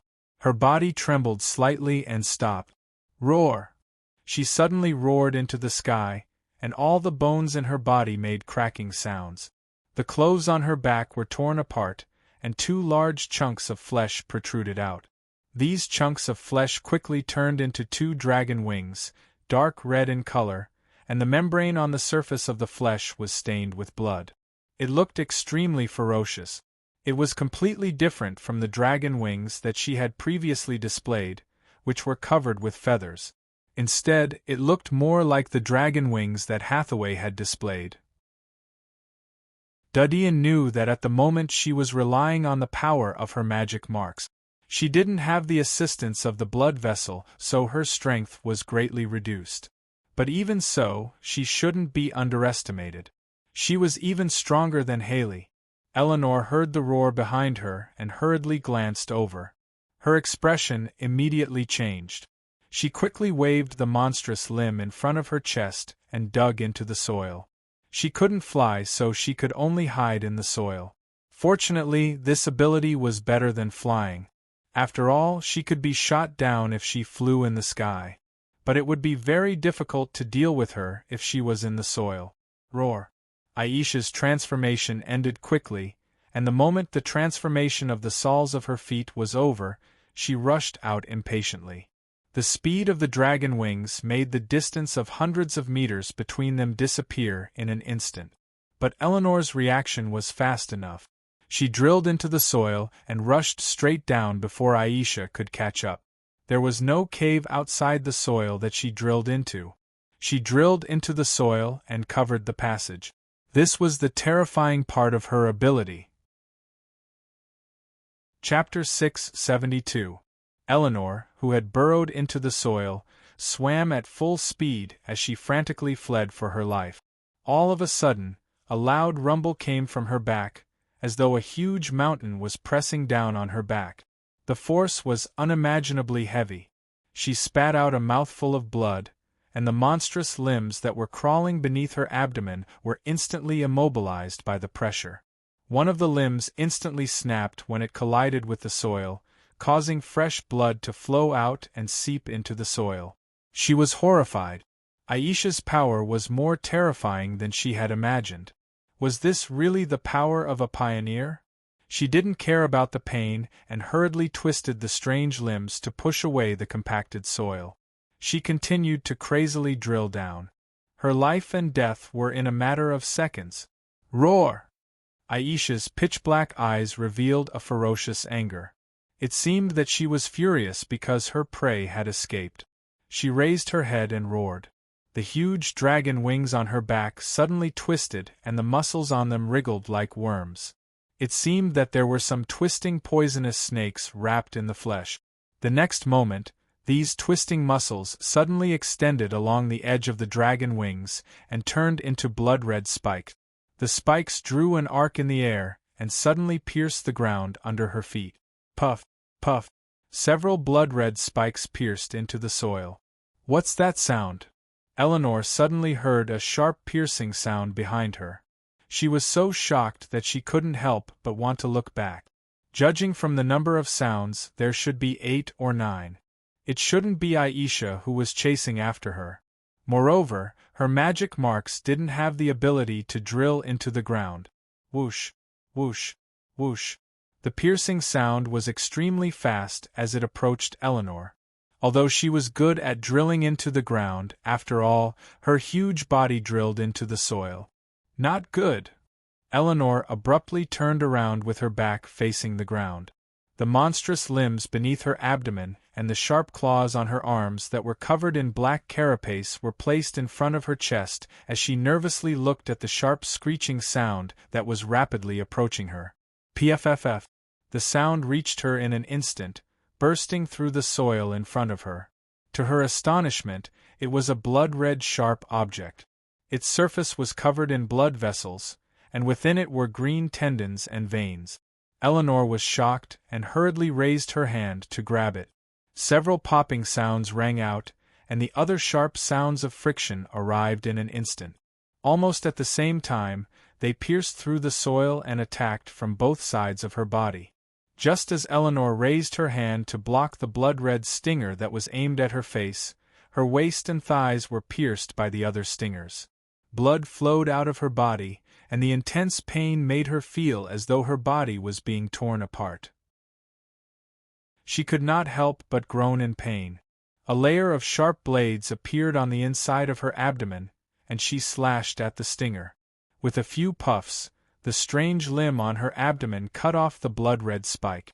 Before she could heave a sigh of relief, she saw a large amount of blood spurt out from the inside of the severed blood-red spike. At the same time, it extended and regenerated. Without waiting for Eleanor to react, the new blood-red thorns quickly wrapped around her body like a dumpling. At the same time, they rapidly contracted and pulled her body towards the surface. However, as she did not have the skill to break through the soil, the crimson spike had no choice but to forcefully drag her to the ground. The The previously solidified soil squeezed Eleanor's body to the point where she was unable to move. Roar! Aisha let out a low roar, and her dragon wings suddenly trembled. The crimson spikes that had suddenly grown out from the edge of her wings quickly retracted. At the same time, the soil in front of her feet loosened, and along with her low roar, the ground suddenly cracked open. Bang! A huge, strange shadow that looked like a spider and a lobster was pulled out of the soil. It was the demonized Eleanor. The crimson spike was like an arm that swung Eleanor up high and smashed her to the ground. Aisha exerted force on the soles of her feet and suddenly rushed over, throwing Eleanor, who was unable to fight, back to the ground. She opened her mouth and ruthlessly bit down on one of the strange limbs on Eleanor's chest. Her sharp teeth immediately broke the surface of the strange limb's black carapace, and blood and minced meat oozed out from within. She tore at Eleanor in a frenzy, and the blood-colored spikes on her dragon wings were like 7 or 8 venomous snakes, wrapping themselves around Eleanor's body tighter and tighter. One of the spikes was wrapped around her neck, causing Eleanor to feel suffocated. Dean, who was on the high slope in the distance, was relieved when he saw Aisha pull the attacker out of the soil. Then he quickly chased after her. When he saw that Aisha had completely suppressed the opponent, he quickly raised his hand and shook the bell, issuing an order to not attack. Aisha's body slightly stiffened when she heard the bell, but her claws and dragon wings trembled violently. It was as if she was trying to break away from some invisible comfort, or as if she was trying to restrain her killing instinct. Dean was shocked and a little nervous when he saw her change. He had asked Aisha to withdraw her demonized state. In addition to the fact that this state was too frightening, after entering this state, her desire to kill and her strong thirst for blood would increase, which would make it more difficult to control. So, he would only let her release her full strength as a last resort. Aisha's throat bones rubbed against each other as if a blade was stirring in her throat. She looked up at Dean, and his figure was reflected in her dark pupils. She looked at him ferociously. 1 second passed, 2 seconds passed, 3 seconds passed, and the trembling of her body gradually subsided until it was completely motionless, as if it was frozen in time. Dean breathed a sigh of relief and immediately stimulated the state of semi-limitless. White bones gushed out of his body to protect the vital parts of his body. He jumped in front of Aisha and looked at the attacker who was strangled by her demonized body. He found that it was a woman, and judging from her skills, she should be a pioneer. He didn't expect that the inner wall would send another pioneer. Judging from the behavior of this pioneer, it seemed that she didn't want to attack him, but to scout for information. After all, if it was an attack, she wouldn't have lured the poisonous insects to beat the grass and scare the snake. Additionally, if it were Zhang Tai, after losing one pioneer, he would not dispatch another one. He would dispatch at least 2 or 3 pioneers to ensure that he could kill the target with 0 loss. He squatted in front of the female pioneer and suddenly punched her temple. Although she was protected by the black carapace, he could see through the X-ray vision that it was still the weakest part of her skull. As his hidden force entered her body, the female pioneer's frightened eyes suddenly became dull and she passed out. Dean looked at her purplish face and immediately shook the bell. The dragon wings on Aisha's back contracted slightly when she heard the sound. The blood-red long thorns on it were all retracted back into the dragon wings. Finally, the scales covering her body faded away. The outermost scales lost their luster and became dry and hard. They fell down like bark and fell all over the ground. Dean looked at her.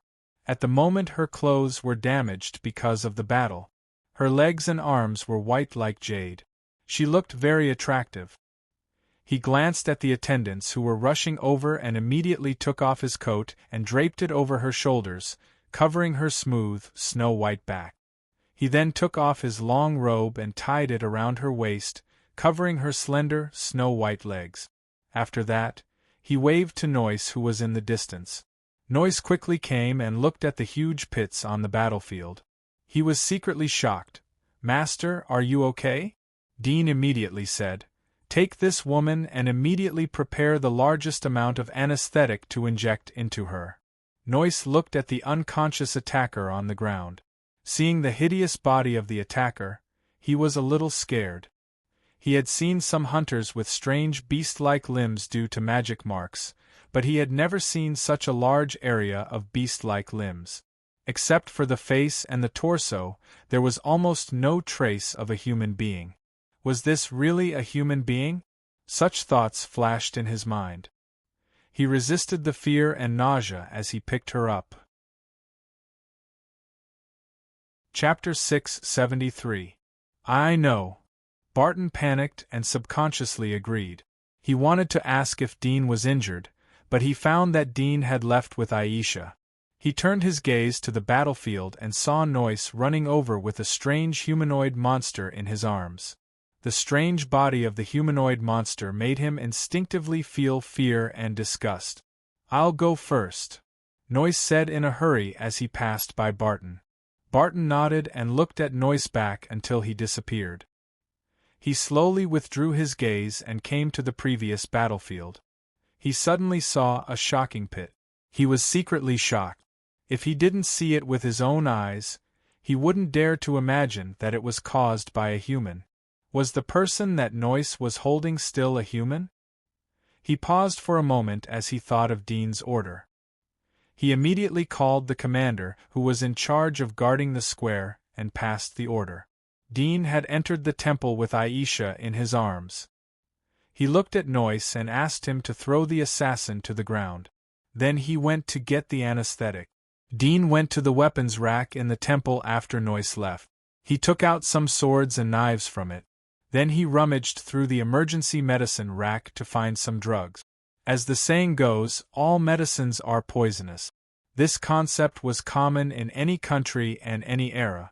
In this era, many of the drugs were made from the decomposition of poisons. For example, anesthetic. An ordinary person would die if there was too much of it. There were some drugs that could relieve pain and stop bleeding. Dean took out a few of them and found some utensils to grind them into powder and smeared them on the daggers and swords. He came to the front of the unconscious female assassin and looked for the weak structure under her carapace through his X-ray vision. Soon he found several targets. He clenched the dagger and stabbed it into a hair-thin crevice on the inside of the carapace near her throat. Puff! Blood oozed out from the inside. At the same time, the unconscious Eleanor was awakened by the pain. The first thing she saw when she opened her eyes was the young man who was just inches away from her, riding on top of her. Dean didn't panic when he saw her wake up. He didn't know how long it would take for her to wake up. That's why he didn't wait for Noyce to get the anesthetics. "Don't move," Dean spoke quickly. "As long as my hand trembles, I will cut your neck. Her Highness Aisha will kill you." The other party was a pioneer, so he guessed that she must know Aisha, so he mentioned her, maybe it could suppress her. Eleanor's face changed as she heard Dean's words. She quickly glanced around and saw Aisha sitting on the chair next to her. It was Aisha. Her heart tightened and she suppressed her killing intent. She stared at Dean coldly and said, "You want to hold me hostage? With just you? Although I don't know what happened to Her Highness Aisha, but if my guess is correct then she should be dead. Right now, she's just a zombie. I just don't know why she won't attack you." "Shut up!" Dean roared and slapped her in the face. Eleanor was dumbfounded. Although her face was covered by the black carapace and she didn't feel much pain, she didn't expect that her words would anger this young man. Furthermore, she found it hard to believe that he was so daring. When had she ever been slapped in the face? "She's not dead. She won't die." Dean's face was ferocious and even a little twisted. His eyes flashed with a frightening cold light. He looked straight into her eyes as if to make her yield and agree with his words. "She's not a zombie. Don't let me hear you insult her again, or I'll make you beg for death." Eleanor's body trembled slightly. She didn't listen to Dean's words at all. Her fingers clenched and loosened, then clenched again. The anger in her heart tumbled several times, but she finally endured it. It wasn't because of the young man's threat, but because if Aisha attacked her, she would be killed by Aisha in her current state. An outsider's life can't be compared with my life. She silently comforted herself and digested the anger in her heart. Dean's angry brain gradually sobered up as he looked at her. There was a trace of tension in his heart as he thought about the previous loss of control. But there was more anger and killing intent in his heart. He secretly decided that no matter how much she cooperated, he would torture her to death. At this time, noise came from outside the temple. He was shocked as he saw Dean riding on Eleanor's body. He didn't expect that the terrifying woman would wake up, but it seemed that Dean was controlling her. He carefully stepped forward and said, "Master, I have brought the thing." He didn't directly say the anesthetic as he was worried that it would stimulate the monster. Dudian looked at Eleanor and said to Noyce, "Inject her." Eleanor was surprised. "What are you going to do? What do you want to inject?" Dean replied in a cold voice, "Just a little painkiller to calm your emotions." Eleanor didn't believe his words. There was anger and hesitation in her heart. If she resisted, then not to mention Aisha, who was next to her, the teenager could kill her. She knew that Dudian was right from the beginning. As long as the dagger in his hand trembled a little, he could cut the blood vessels in her throat. Once this part was cut, with her self-healing ability, she would bleed to death before she could heal. Moreover, Aisha was eyeing her covetously. She may not get timely treatment and would die. She gritted her teeth and decided to endure. She didn't know that her hesitation at this moment would make her regret endlessly. Noyce saw that she didn't resist, so he injected the anesthetic into her body. Following the injection of the anesthetic, Eleanor immediately felt the area that had been injected lose its sensation, as though it had stiffened. She knew that it wasn't the painkiller that Dean was talking about. It was some kind of poison that would make her lose her combat effectiveness. However, she had expected this. She had considered the possibility of becoming a prisoner when she chose to endure. Becoming a prisoner wasn't the worst outcome for her. First of all, she was certain that the other party wouldn't kill her easily. Otherwise, he could just kill her directly. Therefore, she had many opportunities to escape while she was a prisoner. As long as the other party was slightly careless or revealed a flaw, she would be able to escape. Moreover, even if she couldn't escape and was imprisoned, she believed that if Haley knew that she didn't go back, she would get the answer she wanted. Then she would come to the outer wall to fight with Haley and rescue her. No matter what it was better than being killed on the spot if she resisted. Dean was relieved as he saw her admit defeat. Although he could kill her directly if she resisted, but it wasn't worth it. Life was more valuable than death. Of course, there were people who couldn't even compare to the leg hair of the dead. Dean estimated that the anesthetic should be effective, so he called Noyce to tie Eleanor's limbs. Eleanor looked at Dean coldly. "You're wrong if you want to get anything out of me. I've always been lenient to prisoners. You should sleep first." Dean took another tube of anesthetic and injected it into the dagger on her throat. The anesthetic effect quickly flowed into her brain through the blood vessels. Eleanor felt that her brain was stiff and her vision gradually blurred. She closed her eyes and pretended to be in a coma. She resisted silently but gradually fell asleep unknowingly. Dean asked Noyce to get more anesthetic. The amount of anesthetics alone may not be enough to knock down a pioneer. A large number of anesthetics were sent into the temple. Dean injected them into various parts of her body. When he felt it was enough, he fetched the chains and tied all of her demonized limbs in the least powerful posture. Being tied in such a posture, even though she had the power of a pioneer, she could not give full play to her power.